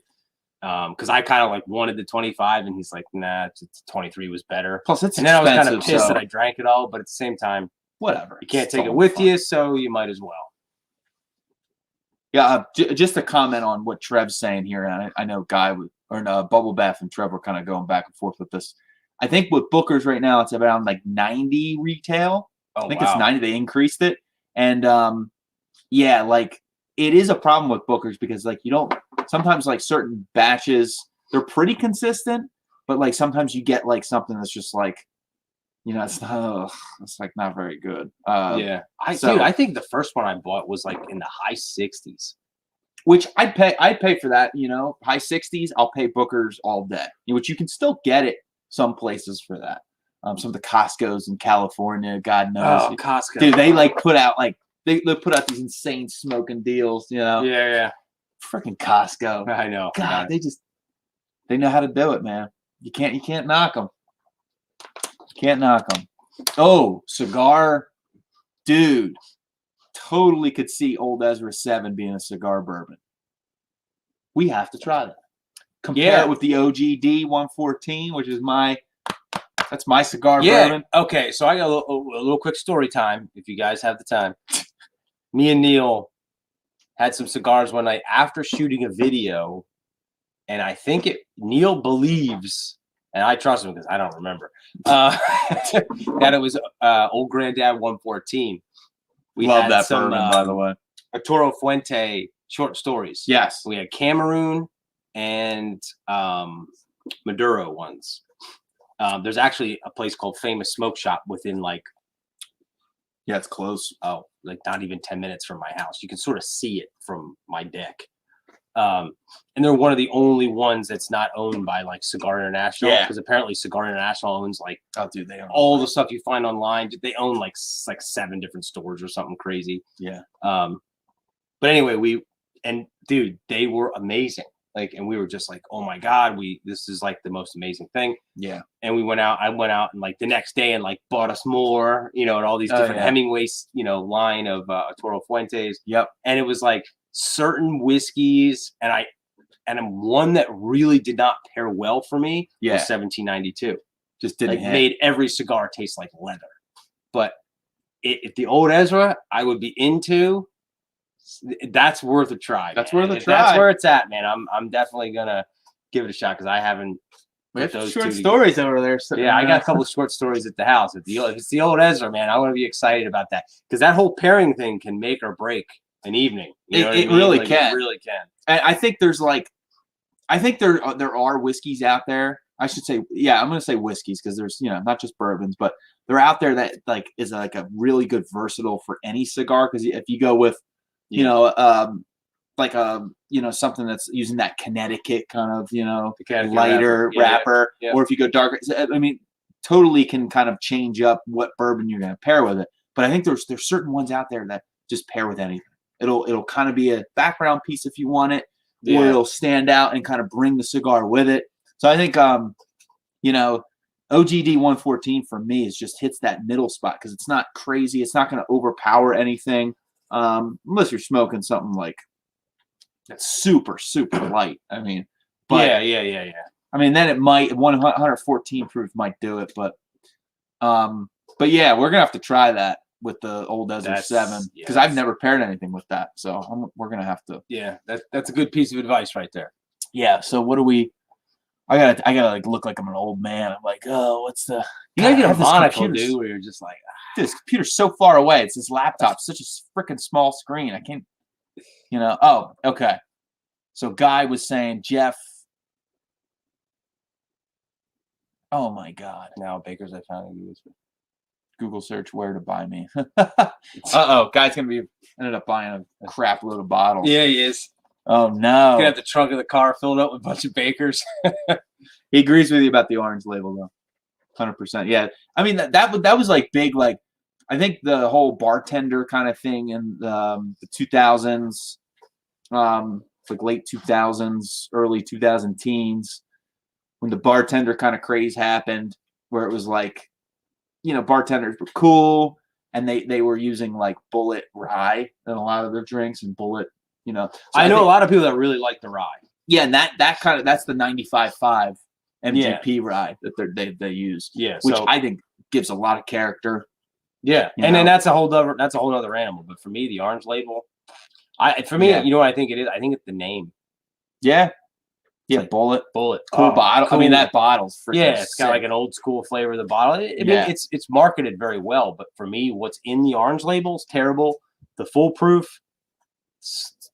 it's like a completely different thing. So I don't even know if it's now. This is a batch 6 that I have here. I believe I have a batch 5 at home, and that gives me even more of that hard candy note. But I got like 3/4 of an inch left in it, so I'm like, I'm kind of waiting. I might just pour that in the infinity bottle and just dump it, throw it out. Did Trev said it's by him? The Booker's is like definitely $100. Yeah, that would be a solid pass for me, man. I'd be right with you. I'd be like $100 for. It's good. I mean, Booker's is good. It's intense. Like that's what I remember from having it. It's like strong, intense flavor. It's a little like I mean, the 6 years is not young in any sense, but compared to like Knob Creek 9-year, like.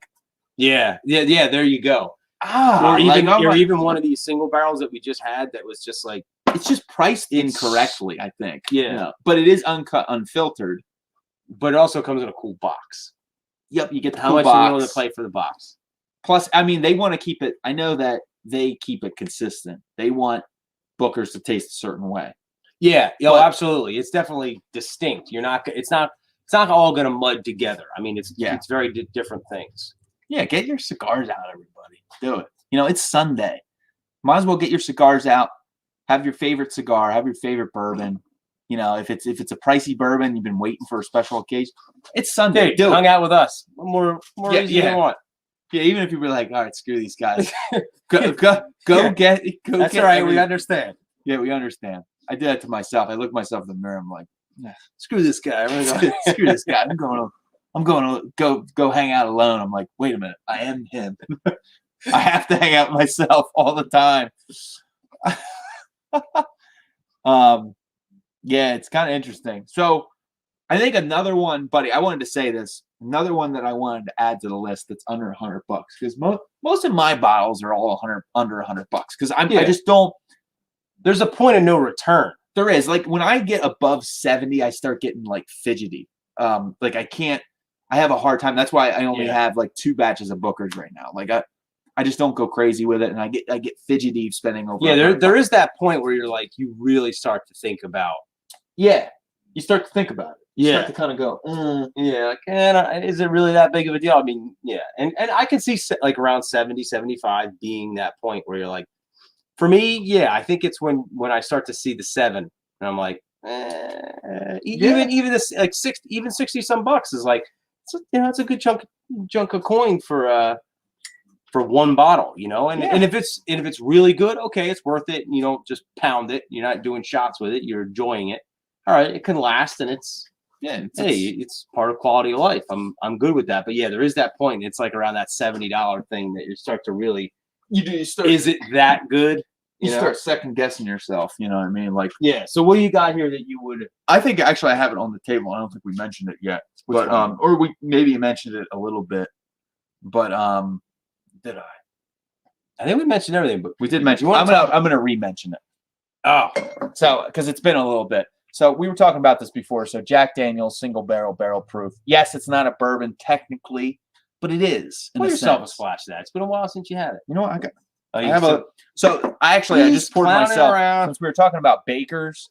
I actually poured Jim Beam single barrel. The new one, the 108 proof. This is very similar. And that's like $28. This is like one of my bottles right now that I'm like, it's getting better and better. So I'm like a little less than halfway, or a little more than halfway down. And this Jim Beam single barrel, the new one, the 108. Now I bought one, dude. Oh my god! Now mine is pretty full, and I did like one or two pours out of it. I'm getting a little bit of a corn note, but I had this one right when he bought it, and I didn't get that from it. So there is a little bit of varying going on. Smell that. Tell me if there's smell the glove, because that's probably smells different than yours. It does. Yeah, there's a lot more cherry notes, and so I gotta just need to let mine kind of chill for a little bit. Yeah, see what it does. It gets better and better. This you know, that's the thing. It's like the Jim Beam single barrel 108 proof is like that. It's so strange because then they have bakers sitting at, you know, pretty much the same. It's the same proof. Same proof. And it's like, it's like a Jim Beam. I don't understand Jim Beam sometimes. They're kind of like Knob Creek. They price below Booker's, but then I'll take a Knob Creek single barrel any day over Booker's. And it's like the price is like half. And then you have Baker's, which is like kind of at a weird price point. And then you have Jim Beam's single barrel. This was like, like 20-some bucks. Dude, I don't know. It's like it's all over the place. You know what I mean? I don't understand it, but I do like some Jim Beam products. I think Jim Beam doesn't get enough love. Yeah, so I got kind of turned off by Knob Creek at the very beginning. So the second bottle I ever purchased was a Knob Creek. Just like, I don't even remember what it was. It wasn't kind of like an entry level thing. I don't even remember, and it wasn't what I was looking for. And what I experienced from it was the first bottle I bought, because my friend Alexandra is the one who kind of turned me on to bourbon. Right. And she had bought a bottle when we were on a trip, and it wasn't what I was looking for. It wasn't what I had known to be at the time. So I had one bourbon ever. So it was like, and I was like, this isn't what I'm looking for. And I just kind of wrote it off for a while. And then once we got into like some of the other stuff and like the better, like the single barrels, it's like they have a lot going on. Dude, they really do. I mean, plus now they're coming out with these special releases, 15, 12 year. Yeah. The quarter oak. Their 15 year is amazing. Yeah, man. They're just like, they're doing and that's well. $99. And it comes in a cool box. And it's amazing. Plus, I've been hearing a lot about Knob Creek rye, their barrel proof, and how those are freaking incredible, and no one buys them. And they're just sitting there. It's like they're incredible. The cast strength. I think they have the cast strength rye. I've never seen it though. It's there. Oh yeah. You just don't pay attention to it. I swear to God, you just overlook it. It's one of those. You've definitely seen it. It's definitely. I don't think I've ever seen it, but maybe I'll look around. Take a look around. For it. OGD 114. We were just talking about. We love. That's I haven't had that in a few years. Yeah, but that stuff was so good, and we were just talking about how that's buying it. I want to say it was like $25. Yeah, it was like now I was it's gonna like say 30. 26. Yeah, I think it's up like 30, 32 around us, but still overlooked for sure. Yeah, I bet you if they put it like a funky, crazy bottle and jack the price up another $20, it would sell like crazy. Yeah. Yeah. Guy, you got to look for it, man. I think I don't own a bottle, so I've been hearing really good things about it. So I gotta just pull the trigger, and it sits at a good price point. they're not crazy with those Knob Creek ryes. So you got to pull the trigger. Oh, buddy's pouring me a Jack Daniel's single barrel proof. Oh my god. Yeah, and these What's the do proof on vary. that? These do vary a little bit. Jesus. Let's see here. That color. And just so 131.8. 131.8. Perfect. That's like That's just exactly right what where you want. want it to be. Now, this stuff. Oh, There again, the first time I ever had it, Neil bought me a bottle for, I think it was like Christmas or something. And this bottle is definitely different from the first bottle I had. So there is the single barrel, there is some variation, but everyone's been really freaking good. And that was hard for me, man, because I was not like most things that come out of Jack Daniels, but my God, it's like it just shows that they are very, very, very capable of making some amazing stuff. this has like an oatmeal raisin cookie, like baked, and then you have this like crazy cinnamon sugar on top of it. I get almost like a little bit of candy corn and a Reese's peanut butter cup. I could see that too. This stuff's amazing. I mean, I understand it's not a bourbon. Man, that should have been on the list. Just like, especially in a men's magazine, like you want to be a man, you know what I mean? Like you're drinking this shit. You're drinking that. Oh my God. It's so good. Yeah, it's so good. Again, Jack Daniel's single barrel proof is one that you need to have in your collection. That's just so tasty. My God. Yeah, and what are they rolling in at? Like 65? They're rolling at 62, something like that. I think I saw them. I just saw them the other day at the store when we were. Yeah, they're rolling in the 60s. 60 to 70. Because Okay. I think like in Jersey they're running about $70. But honestly, that'll roll with any of your like Elijah Craig barrel proofs. That'll roll. It'll right roll with it. Granted, it's not a bourbon, air quotes, but I mean technically. Old Forester Rye, I've heard a lot of really good things. Amazing. I love that rye. You have that around here. Yep. Yeah, right here. 100 proof. I know they're coming out with a cast strength version. Everybody is because it's where it's at. It is where it's at. Yeah. And I'm really excited because the Old Forester rye is just so different because of that high malted barley part in the recipe. It adds this like watermelon. Fred Minnick nailed it with his description of it. He said watermelon Jolly Rancher. I was like, that's it. It's that hard candy note. Yeah, he that's nailed when it I with say that. hard candy, I always think of like the Jolly Ranchers. Yeah. Yep, absolutely. And it's got that sweetness to it that but it also has the spice underneath that allows it to, you could put it in a Manhattan, you could put it in an old fashioned. I'd probably rather do a Manhattan with that, but I'd probably just rather drink it straight. Yeah, that too. I mean, my goodness. Yeah, guy agrees. 100%. It's just delicious stuff. Oh, yes. Oh my God, is it really? That's the whole thing. We were talking about that. We were talking about some of those. Tim. Well, where's Tim at? Yeah, where are you at, Tim? Where you at, Tim? What part of We the might not country care or not. If you tell you where you are.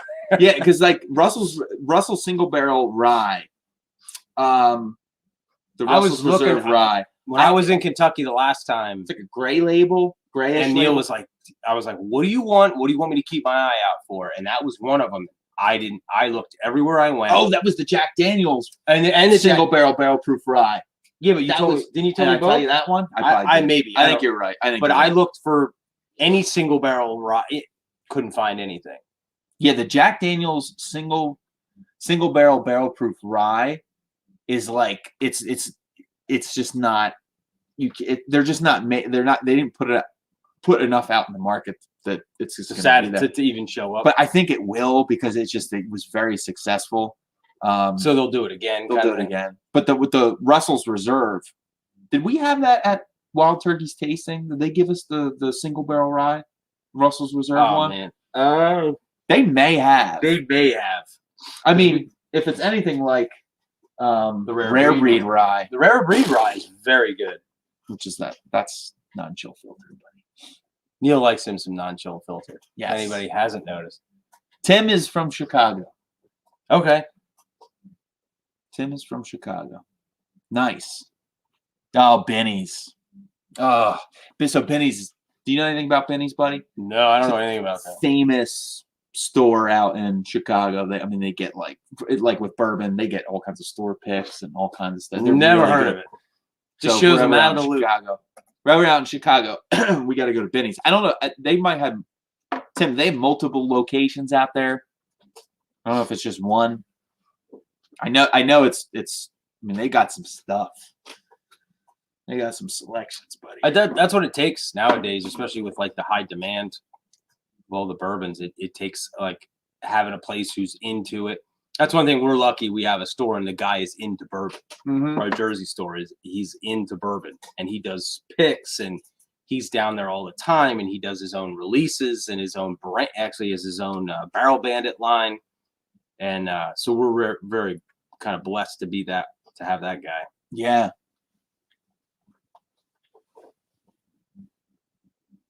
Oh yeah, See, man. Guy knows about Benny's. I don't know anything about Guy Benny's. knows it all. Damn it, Guy.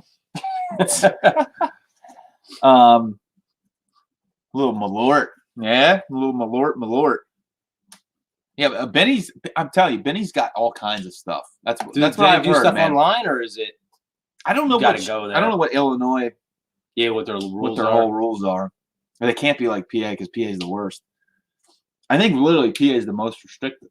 It's one. I think there's like 5 states that are really restrictive, and PA is one.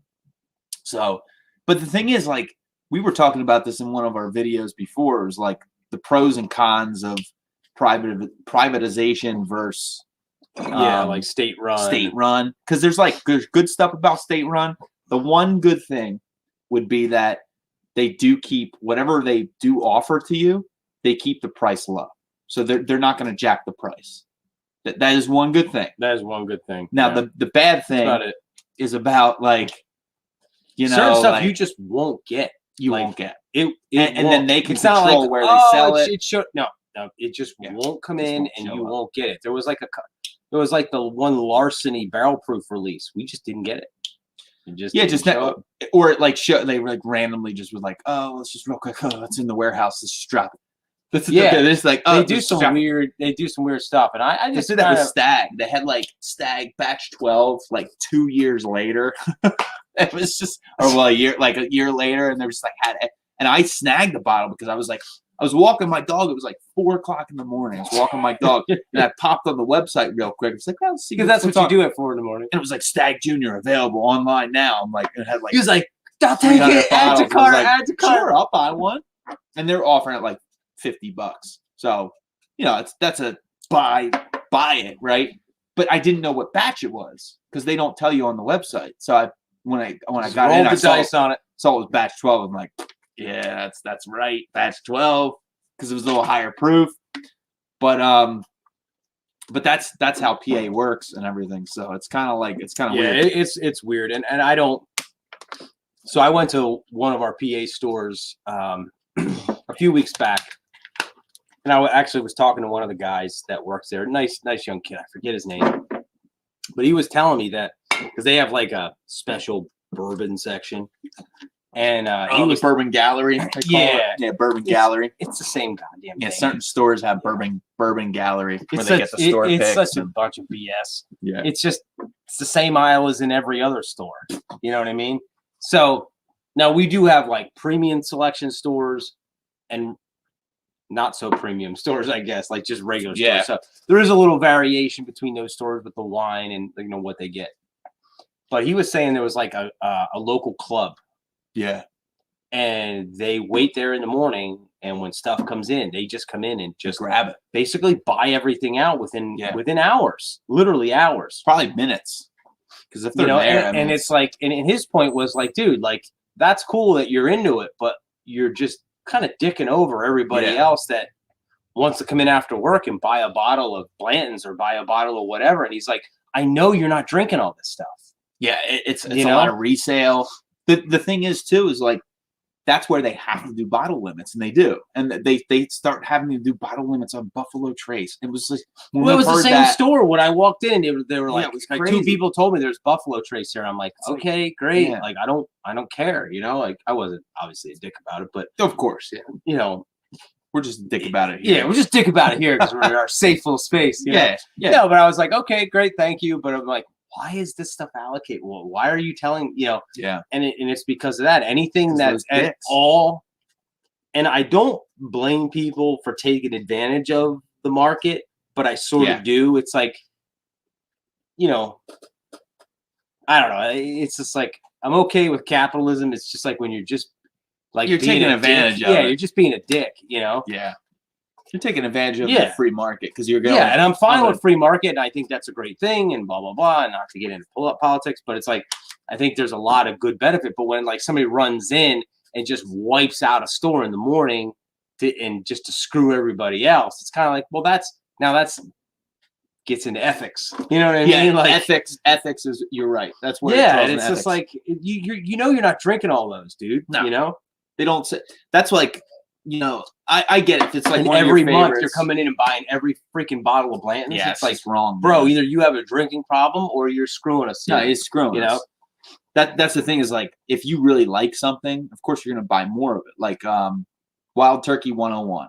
I typically will always have, and I don't know why I don't have it right now.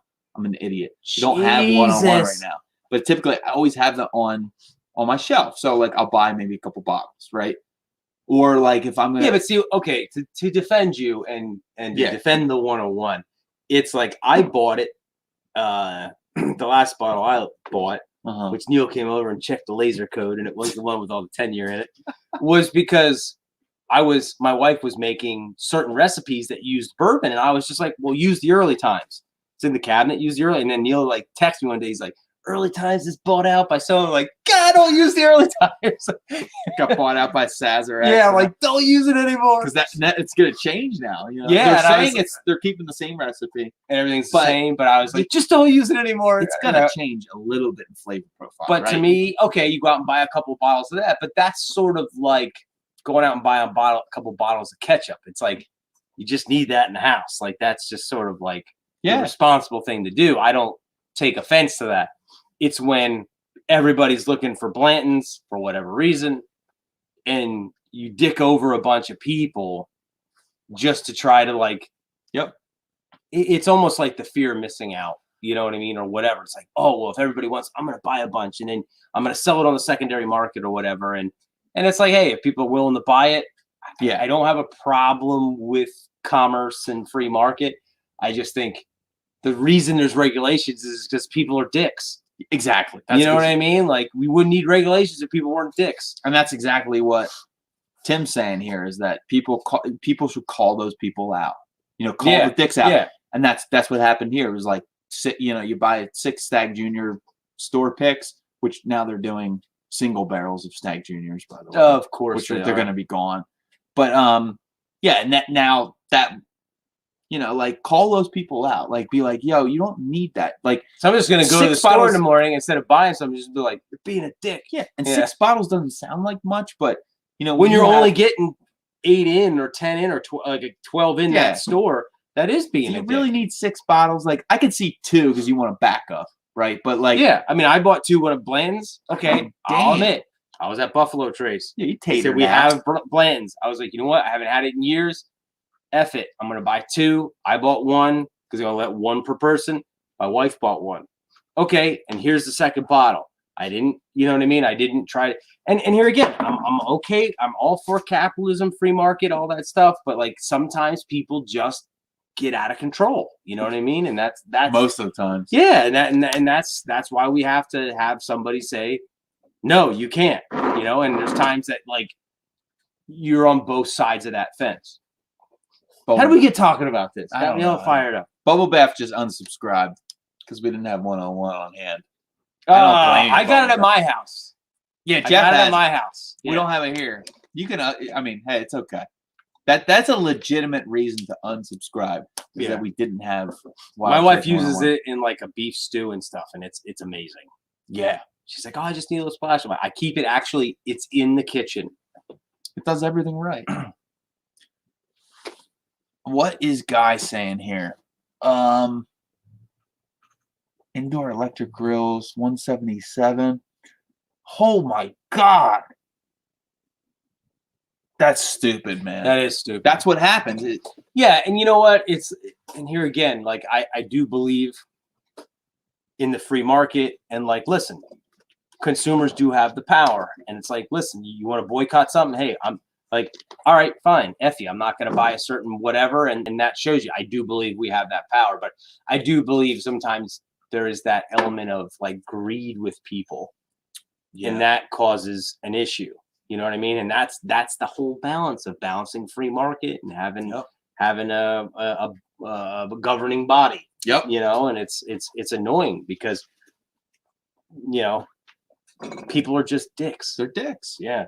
That's the biggest. I think that's the biggest problem with anything, is that like element of the human element. Yeah. Right? And that element of whether you would call it the sin element or just being a dick element or whatever it is, that's the element that needs to be regulated. Yep. You know? That's spending $600 each. Is that for the Stag Junior store picks? $600 a bottle. That is just out of freaking control. How can you do $600? I mean, see, that to me is just a kick in the balls, because, like, you know, this is supposed to be an alternative to George T. Stag, right? George T. Stag is going to be the one that's going to be over, you know, $100, you know, because it's high quality, it's high age, right? Stag Junior is supposed to be around that 9-year mark. That's, you know, the alternative. Now this is becoming, I mean, honestly, some people are seeking this more than George T. Stag. Because it's probably more available, right? Because so it's more like, available. All right, so they're going to charge a shit ton. Yeah, so then that drives up the price. But there again, I understand economics, supply and demand, everything, and I'm fine with that. That's just how it works. And that's kind of what I, you know, on the same note, it's kind of what we did with Bland's. It's like, okay, Bland's is decent whiskey. It's not worth, you know, standing outside in the cold and missing a day's worth of work. You know what I mean? Like, it's just, to me, it's just not worth it. And I think some of that is marketed to us, and some of that is, you know, some of it's real. Like some of the hype is real. You know, some of the, I mean, it's all a balance. You know, it just all depends on too how much you want to spend on something. But like we have our personal opinions about secondary markets, and we have our personal opinions of how much we're going to pay for a bottle. And I think it was Drums and Drams, one channel. Cameron from Drums and Drams. He said it best. He was like, "Hey, if you want to pay secondary price for a bottle, that's fine." He said that's fine, because it's like, you know what? You skip all the hassle, having to wait in lines and getting it here. He's like, if I want to pay $100 to get a Buffalo Trace product, you know, so be it, and you skip all the bullshit, right? So it was like he made a good point. It was like, time is money and money is time, right? So I could tell you the person who said that, Darren Harding, Success Magazine. That was one of his things. Time is money and money's time. And as you're saying it, that's exactly what I'm thinking of. You're going to either spend your time sitting in line, knocking the old lady over, whatever it is, you know what I mean, to get it, or hey, somebody did that for you, therefore you're going to pay monetarily. I'm okay with that. That's fine. But to me, it just gets to the point where there is that, as Warren said, your brother, the human dick element.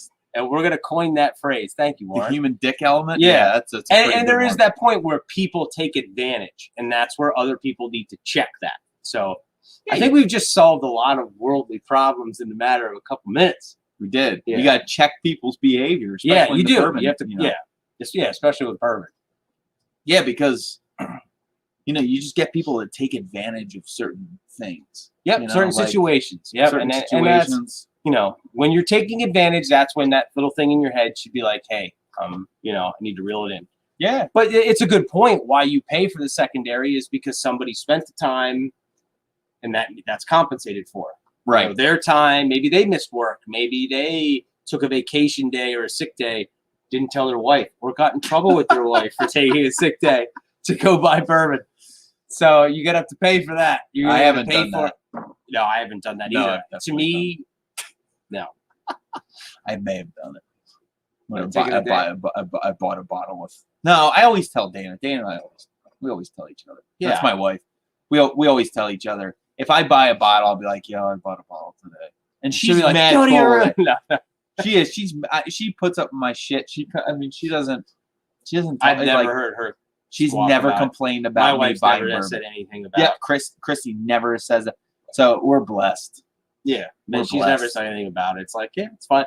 As long as I'm doing the other things I'm supposed to do, it's not a big deal. Now, if I if I stopped contributing to my retirement to buy bourbon, Now you're screwed. that might be a problem. Yeah, now you got an issue. that's going to be a problem.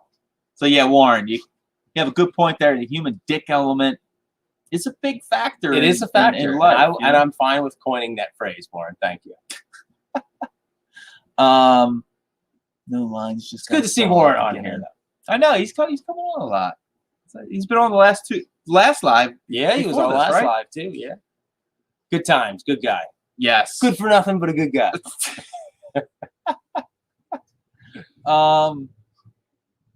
Yeah. So I think honestly the points that we're bringing up with this whole thing, and if you haven't seen, so these are all the bottles for the article we talked about. Yeah. We tried to gather as many. Oh, geez, that bottle got in the way. As many as we could. Yeah, we got for some this bottles article. here. Yep, we got some bottles here.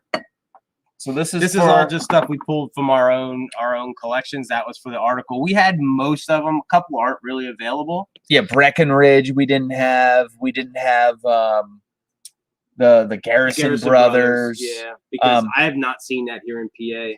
But most of these from the article that is mentioned in this live, most of these we have. It's just I think that's maybe why it kind of struck a chord. It's like, dude, we have all this stuff, and we tasted it, and it's like, yeah, and dude, like, we've been what dabbling, are you doing? so yeah, so we know, we have it. So to put it on a top 10 list, and then all the other stuff, like we said, like some of the honor mentions, 1792, foolproof. I mean, Christ, that's won awards, and that's still a reasonable price. Yeah, there's the Saffel. Neil will just dude. I love this Saffel. He bought that. If you ever get a chance, get the Saffel if you haven't had it. Dude, the Saffel is just. We cracked it when we were in Kentucky, and it was like, it's heaven. I had dumped a bunch of money, and I said, okay, I'm not. I think I even said it. I said it in front of our wives too. That I was like, I'm not buying anything for a while. He made a mistake. I made a mistake, but I actually didn't. I mean, we bought so much stuff when we were down there. I probably went a few months without purchasing anything. You did a really nice job. I lived up. And you just drank what you had. Yeah. There is something weird about finishing a bottle, though, that's frustrating. Yeah. Like, it's almost like it's hard. It's hard to really tough. Get rid of a bottle. I did it the other day, but I made sure I had another one to replace it. I know. It's like you don't want to, but when it gets down to a certain part, you have to get rid of it anyway because it's taking up the air. Yeah, and the air is going to get to it too much. Yep. This is really interesting. Did you read what Bubble Bath said here? That is a really great point.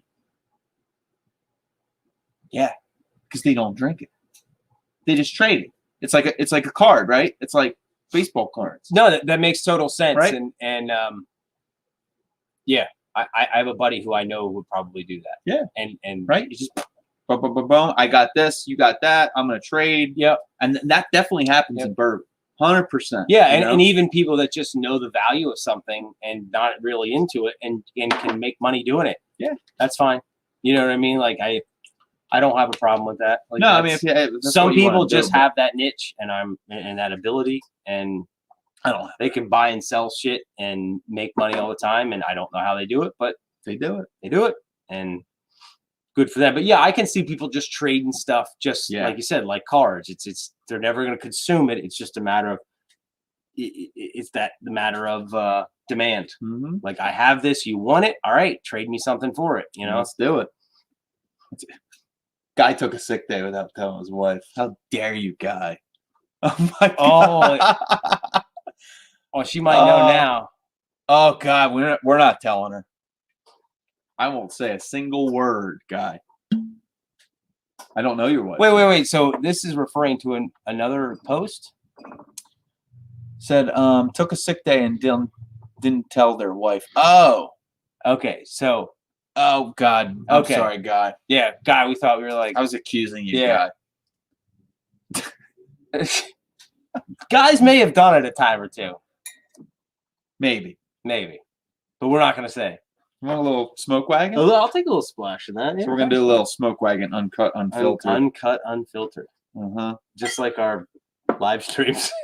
Uncut, unfiltered. How many hours we at right now? We at 2 hours and 15 minutes. For 14 and change. Anybody that stayed with us Oh for my this God, long? dude, that's complete. Thank you. Yeah, the fact you guys want to hang out, we're not going to stop. Wow, smoke wagon. Wow, that's is- completely different than. Yeah, it's totally different nose. Yeah, I'm getting like. You know what that kind of reminds me of is. You know that that Goo Gone citrus. Oh, That's what I'm getting off that, like where it'll eat all the sticky, like the citrus oils and stuff in the. I can tell. Yeah, it's a lot of orange spice, citrus spice. Oh yeah, so Guy was warning his brother, about taking a sick day. It's funny how that works, isn't it, Guy? Like all of a sudden, like they just seem to have all to say. Like where the hell did that happen? Just happens. Oh my God, is that good? Wow. Oh, I don't want that bottle to end. Oh, Jesus. Smoke wagon. You know what's God bless. interesting about that though, is that's a different citrus note than I get off a lot of like the citrus note you get off Eagle Rare is more like the rind, Yeah. like a bitter. This is like sweet, like zesty citrus. Yep. Like the. Ooh, that is Yeah. freaking good. That's a really good bourbon. My God. Jesus. What can you do? Oh, that's good. So yeah, we criticized that guy pretty good, I think. We did. I mean, And not no hard feelings. It's just like let me go maybe back a little to bit him. hard feelings. I'll go back to him, Just I'm gonna share it. But just share my like, screen it's here. this article is a little misleading. And I see that in a lot of articles when It's from very some of these misleading. magazines, some of the stuff Christ, even the stuff they talk about supplements and food and health. It's Yeah. like, this is the next magical thing that, eat this and, you'll just be pulling chicks and you know what I Yeah. mean? Like it's all these stupid men magazines. I mean, he brings in some good history about it, like the whole bourbon decline. When clear spirits kind of were, the thing. You had vodkas and gins, but I mean, he brings that in, which is And cool. wine coolers. Yeah. Oh my God. So he brings in some really good history.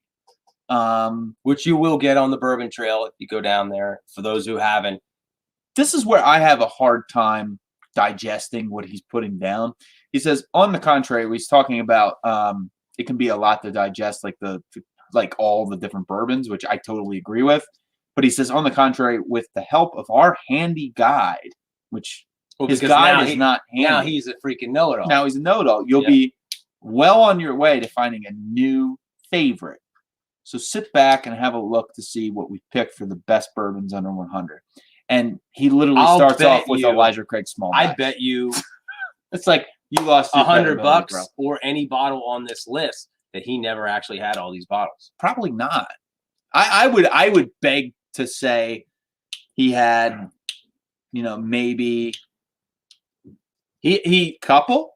Yeah, Like when you look maybe had a couple, maybe. When you look at like the notes off, Now we're just back to trash talking this guy. Drizzly or whatever, Yeah. they probably match up with his notes. Yeah, So so he's it's much, you know what it is? dick. It's modern day journalism. Just cut and paste. Who is You know, Gray Van Dyke. Gray Van Dyke. I don't even think that's real. That's his pen name. It's probably his pen name. Like Ben Franklin was like a divorced widow, or that doesn't make any sense. Some like middle-aged widow that he wrote. He like wrote in this like pen name of like a woman. I'm gonna come up with a pen name. Yeah, maybe that's his pen name because that's maybe it's not. Maybe he has an awesome name. That is a pretty cool name. But yeah, so HiConsumption. Do we agree with you? No. We think you're a little inaccurate. We think you're very inaccurate. And I think all like just be careful when when you're going out and reading those articles. I don't think we have to talk like anyone in our chat, I think already automatically knows like They know bullshit. those guys are bullshit over there, yeah. But it's like I think it's a point of like, spread that word. People that in your group of friends that are maybe just getting into bourbon, you just gave them the bourbon. I know I have a couple people that in my in my place of work that are just getting the bourbon, right? You have a big influence on them because they're looking to you as being like that, you know, that person It's in a heavy bourbon, right? responsibility. It really is. Like, and you I don't know want if I'm ready for it. I know, right? Like you have to kind of show them, like, hey, like, Well, you don't bullshit him and come up with stuff, and yeah. I mean, no, and you want to give it to them real, and you know, if you're in the whiskey tube community here, like you guys know your stuff, so it's like, you know, if Yeah. somebody's coming up to you and being like, hey, is this a good bourbon? You know, obviously that's subjective, but you want to steer them in the right direction, you know, and be like, Wild Turkey's the best, and that's it. I'm right, joking. right. It is. But here's the thing too, is like it makes me think, well, maybe I missed my mark. I could just have gone on and been some journalist and learned how to like write articles, right? Like just learn the framework and But maybe the they way to don't. structure an article. They might Just not talk make out my money. ass and make money. They might not make too much money. They Who probably knows? don't. It's Maybe probably they make minimal. shit money. Probably minimum wage. He's probably like, oh, I got to do a bourbon article.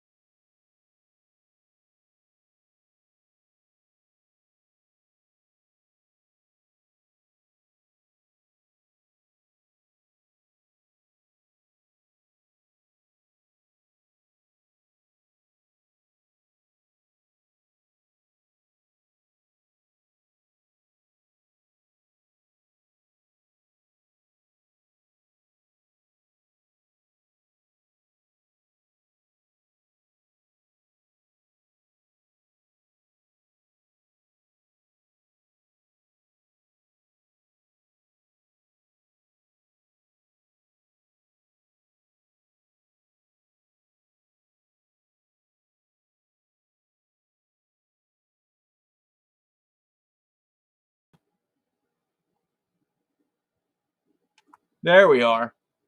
Hopefully you guys can hear us real quick. Sorry about that. I don't know what just happened. Hopefully you guys can hear us. There we go. I think we're good now. So thank you for sticking with us. Holy moly. My computer just like restarted. It was very strange. But yeah, good to see you all still in here. Holy moly. We got all kinds of people in here. My goodness. Yes. All right, just let me know if it's still working. Bubble bath, thank you. I appreciate that. So yeah, like this whole article we were talking about, guys, I think brings up a point about like the whole internet where you like search stuff and you're seeing kind of like all these articles about top 10, top 15, the best of the best, all that stuff. Oh yeah, we're back on, buddy. And the problem with all that is that super subjective. A lot of times the people that are writing these articles are not necessarily knowledgeable about bourbon.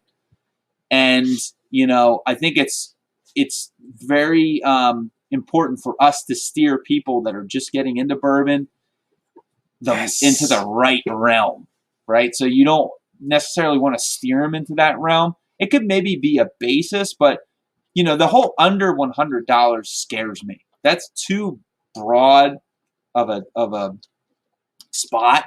And I think that people that are just getting into bourbon and they're coming up to you asking you for advice, you might go, hey, these are, for me, like these are really good bourbons under $50 that I would highly recommend to you to get started, because you don't want them to overspend money. You don't want them to become taters. Think, hey, I got to spend over $100 to get anything decent. Yeah. Yeah. I mean, unless they're going to come over to your house all the time and bring it, then all right, it's a different story. But that's a different story. Yeah. Yeah, we steer people in. You can guide. Yeah, you could be like, hey, you know, I mean, you sort of feel responsible. You do, because if somebody's coming to you to ask, and they might just be completely new to bourbon, because we're seeing the bourbon craze, and they just might be starting out, and they really want to know, is this a good bourbon? They might ask you that very question, which I've gotten that question many times. Is this a good bourbon? And I have to kind of be able to relay that message to them and say, well, I really don't like it, or that under my palate, I don't like that. I more like higher proof stuff. But what do you like? You know, if you sipped anything, do you like stuff that, you know, has a little bit higher proof? Do you like it to be like you say smooth? What do you prefer? Yeah, what do you? If they say smooth, it typically means the alcohol content isn't too high. Yep. It's not too aggressive. It's kind of all balanced, so you can kind of steer them in the right direction to have a little bit more age, a little bit lower proof, maybe 90 proofer. You know. Well, I think one of the things that this article fills, Windows 98, is yeah, it's what I'm running, baby. Is if for lack of a better way to say it, it fills the void for those people who ask, what is a good bourbon? I've had so many people ask me that. Well, what's a good bourbon? Well, man, that's subjective. You might like, your palate could be completely different than mine. And you might like everything that I don't like, or you might like everything that I like. And, you know, yeah, it's like, so when people say that, people want, and this is where like the Google search and the articles come in, is that, what's a good bourbon? Okay, Elijah Craig's a good bourbon. Okay, well then I'm going to drink Elijah Craig, and I know I'm drinking good bourbon, and therefore I'm cool, or it's okay, or I know now that this is a good bourbon. And it's like, it doesn't work that way, but we live in a very like binary way of thinking. You know, a time of people, everything is binary. Everything is like either yes or no, good or bad. It's all got to be labeled too. Yeah, everything has it's to be all labeled. Is this acceptable or not acceptable? Yep. Or, you know, and it's like, well, it's like life's not that way. No, you know? man, it's not. It's like different strokes for different folks, and you like what you like, and I like what I like, and it's okay. You know, it's yeah. You know, so that's kind of the thing where I think these articles and guys like that can get away with saying whatever they want because they're in a position of writing the article. So then people look at it. Well, this must be true. Yeah. Weller must be a good bourbon. Must be. everybody must love it, and I should like it too. Yep. You know, It's that validation part. Yeah. Like, even if you like, you know, if you feel like something tastes good, you're like, does anyone else think it tastes good? And then you look online, like, and you go, yeah, confirmation bias, like, yeah, oh, absolutely, and it's in everything. Yep, it is, and especially in bourbon, you know, just like it would be in wine or whatever. Like if somebody says Opus One, which is a really high end wine, you know, coming out of California, is like, oh well, that must be good because everyone else says it's good. So, you know? if I drink it, therefore, then I know about wine. Yeah. Yeah. Right. Yep. That's kind of the mentality. It's like, oh, I drink Opus One, therefore, or I like it, and others who, you know, a bunch of people in the wine industry like it, so I must be a wine expert. It's like, well, no, it just might fit your palate, and that's okay. I'm not a bourbon expert. No. I wouldn't consider myself, you know, a fair bit about it, but I also don't. I try not to go too deep into the, you know, saying earlier, into the like, you know, geek out on it too much, because then it gets muddy. Then you start overthinking. Yeah, unless you're just like, I want to take it from like an end user. I want to be able to tell people, it's like, well, this is what I get from it. Okay, maybe I can pick some notes out that you can't or whatever, but I don't want to talk to you like I'm a master distiller and you're a newbie. I want to be able to relate to you. I want to be able to kind of like keep myself in this like enjoying the end using position, you know? Yeah. So I purposely not dive too much into details when I research things. Like, I don't give a shit who blended it or who was the master distiller or what mash bill it was. I don't want any of that in my head. Yeah. You know, I want to just try it for what it is. For what it is. Yeah. Yeah. Somebody else's Opus One always tastes better just because it's so freaking expensive. Yep. Same with, like, you know, any other, like, if it was a really expensive bottle, it's like, tastes way better than somebody else's. Because guess what? It ain't your money. Yep. You bet your ass. You bet your ass, Bubble Bath. So yeah, I think I've been seeing a lot of articles. Forbes is like very big. Who reads Forbes? I don't read Forbes. You read Forbes?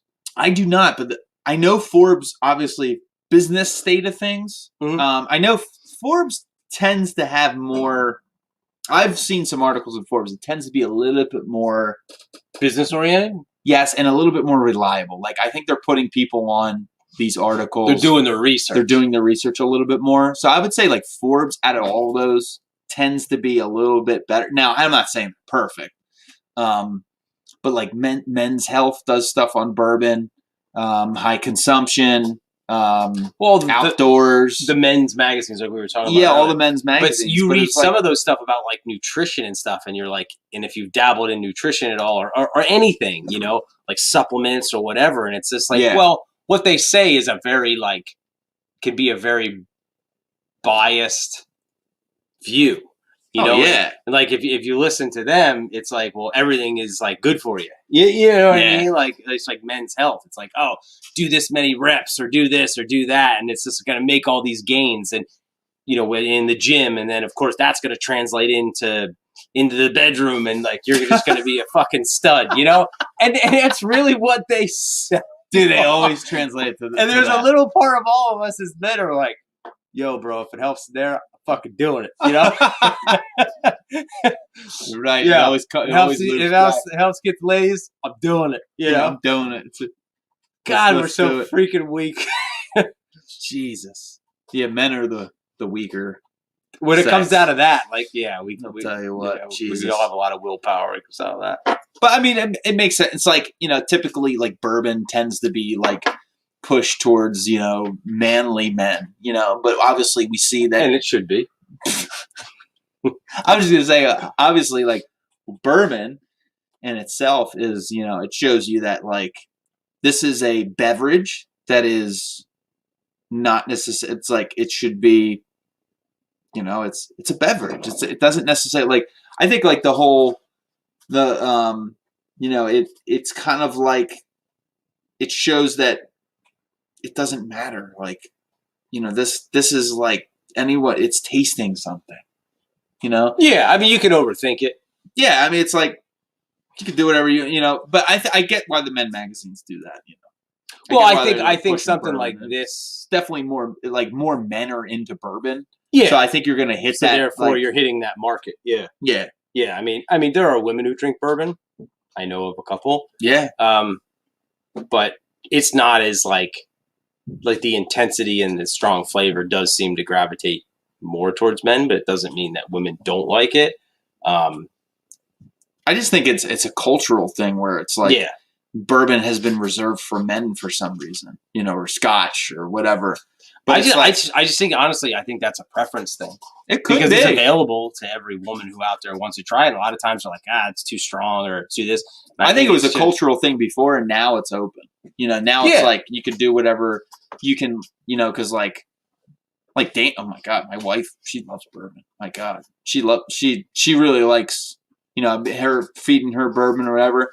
But I got her onto gin too because she was into vodka. And I was like, take gin because it's got a little bit more flavor. Yeah, see, in gin, and now there you go. Like gin, I'm just not a big fan of gin. Yeah, I mean, see, it goes. Does that back. make me less of a man? No. Okay. Yeah, I was worried. But you're a man's man. You're a man's man. And speaking of men's men, Will Henderson, Hendo's in the chat. Yo, what's up, Will? Thanks for popping in. He's joining us. He's here. You always gotta love it when Will pops in. Yeah, Will's a good dude. Brings his A game. Yeah, he does.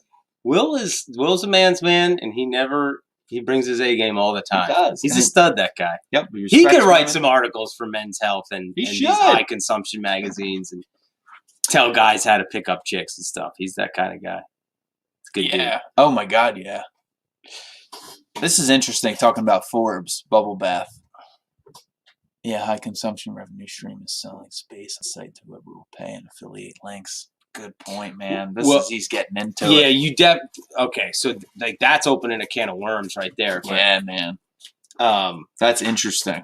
Selling to whoever. It's like you want to try to make money. It's like whoever, you know what I mean? It's just like go for it. Yeah, go get a soda. My wife's trying to sneak around over there. She's sneaking. But yeah, makes a good point. Yeah. Oh, and there is a lot of that, and that's kind of like with the whole internet thing, right? Yeah. So now we can, instead of just manipulating radio time, TV time, it's links, it's ads, it's everything. I mean, it's so you're bombarded with it, and it's kind of like woven into everything, right? So now, and not just magazines like this guy's magazine article, you know what I mean? But like it's everywhere. Yeah, it's everywhere. And then, like you say, they're buying this, they're paying for that, they're doing this, and it's like now you're being hit in like more angles. Yep. Yeah, that's where like social media and your phone and everything, it's just all notifications. And I just got a notification. So. Yep, that's what happens. So, but yeah, I think I think the positive you can get out of the list is at least it causes conversation. It allows you to, I think look critically at these articles, look at them and actually see what's being said about them. Because I tend to do that too. It's like I look at the article and I see what they're picking, right? But the problem is like descriptions. When this guy was describing each thing, he was wrong about a lot of the bourbons, and it wasn't matching up with the picture he put on there, like Angels and Recast Strength, Yeah. So like, I think, it allows you to look at things critically. You don't want to necessarily be a snob about it, but like, when people get things wrong, I think it's okay if you correct them in a respectful manner. Yeah, respectful manner. And I guess like the whole thing was really like, we see this article, okay, we start going through it. It's like, well, that's not right. That's not, and not that we have all the answers, but we apparently know a little bit more than this guy knows. So therefore, and we haven't wrote an article. We have a YouTube channel. I need to start writing articles. No, I'm good. I still got some Jack Daniels in there. So yeah, that's where we're coming from with this. And a little bit is, hey, this is a bigger magazine than us. We're gonna swing up. Yeah. Right? We're going to swing up. We're going to be like, hey, we're just a couple of working class stiffs. A couple of jamokes. You're writing these articles with this magazine and you don't know your piss head from your mama's titty. So we're going to straighten you up. No, but we're, Oh my God. No, but it's like, it's that kind of thing. It's like we read the article. It's like, dude, you're missing so much. So, Yeah, that's how we feel about it. that's definitely how we feel about it. No, I was just answering a notification from my wife, of course. Well, how long? We've been on here 2.5 hours. We probably should cut this. People are probably tired. Yeah, we got to let you guys go. Have fun. Enjoy the rest of your Sunday. It's beautiful out, at least where we are. It's beautiful out. It's like 70-some degrees and sunny. I know other channels come on and everything. I don't know what other channels. Who's coming on tonight? I think it's Bourbon's. It's Bourbon Night comes on tonight. Mm-hmm. Somebody else comes on though. I'm forgetting. I have a hard time remembering. Me and Neil are like kind of. Yeah. We don't want to be held down by a schedule. We're like free spirits, so we're like, we're gonna do this when we can do it. And yeah, do it live. We're just gonna do it live, and we're not gonna play around. No, it's just busy. We've both been very busy. Things are going, well but busy. Well but busy. Plenty of time for grilling, as Ozzy's saying. Grilling's always a good time. Yeah. That's who else was grilling? Tim was grilling earlier, wasn't he? Yeah, Tim was grilling. Yeah, Tim was grilling a little bit. Yeah, so grilling. Hey, smoker grill. Who's got one of those besides me? Oh my God. Anybody? Smoker grill. And I take no credit.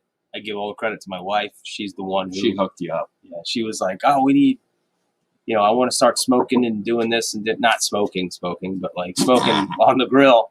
And we were looking at different stuff, and then we ended up with a smoker grill through some recommendations of people who didn't write articles but knew about the stuff. Not from HiConsumption. Not from what's his name? What's his name? Gray River Phoenix. What was his name? River Phoenix. Gray Van Dyke, I believe. Gray Van Dyke. Yeah, I'd like to see. Yeah. So anyway, come at us, bro. Yeah. So we ended up doing that route, and that is amazing. Yeah. You get one of those. We ended up going with the pellet smoker, and it was well worth it.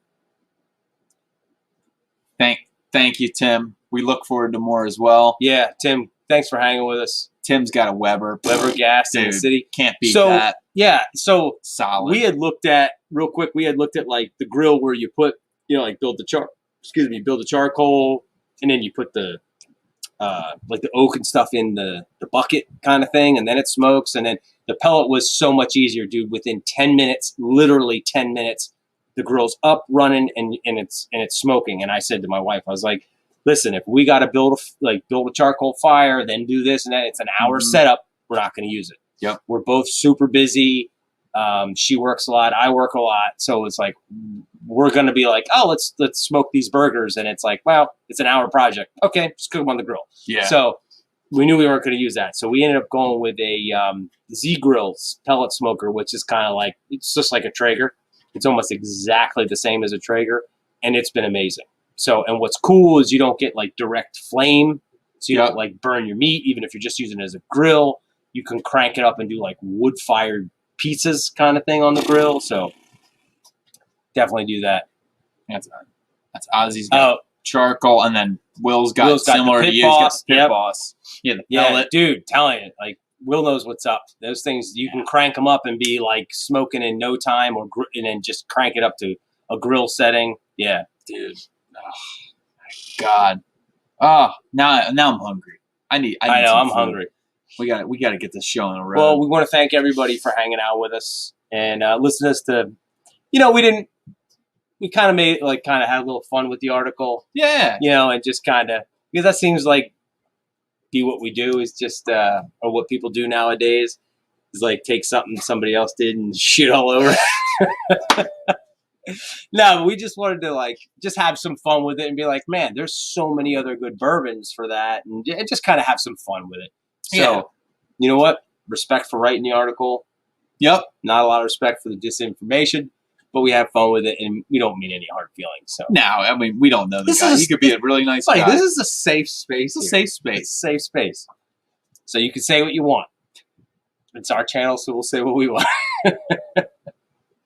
No, we just did it. We just did it for fun and just thought it would be like a cool talking point to address. And we didn't think we'd get almost 3 hours out of it, but hey, you know what? We're chilling. Sunday, why not? We got all this bourbon here. Why not? So, plus keep check, check Instagram. So the Bourbon at the Bourbon Buddies.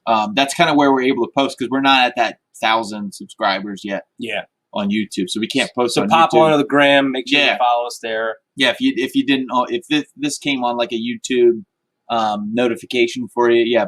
If you have Instagram, pop on there for the Bourbon Buddies because we put on there kind of when we're going live. So I put on there today. I was like half naked, and had coffee in my hand. I was like, ugh. I put on there when we were going live. Nobody cares about the coffee, buddy. They just care Nobody about the half naked part. Thanks, buddy. Were you half naked from top or bottom? I don't know. It's just a t-shirt.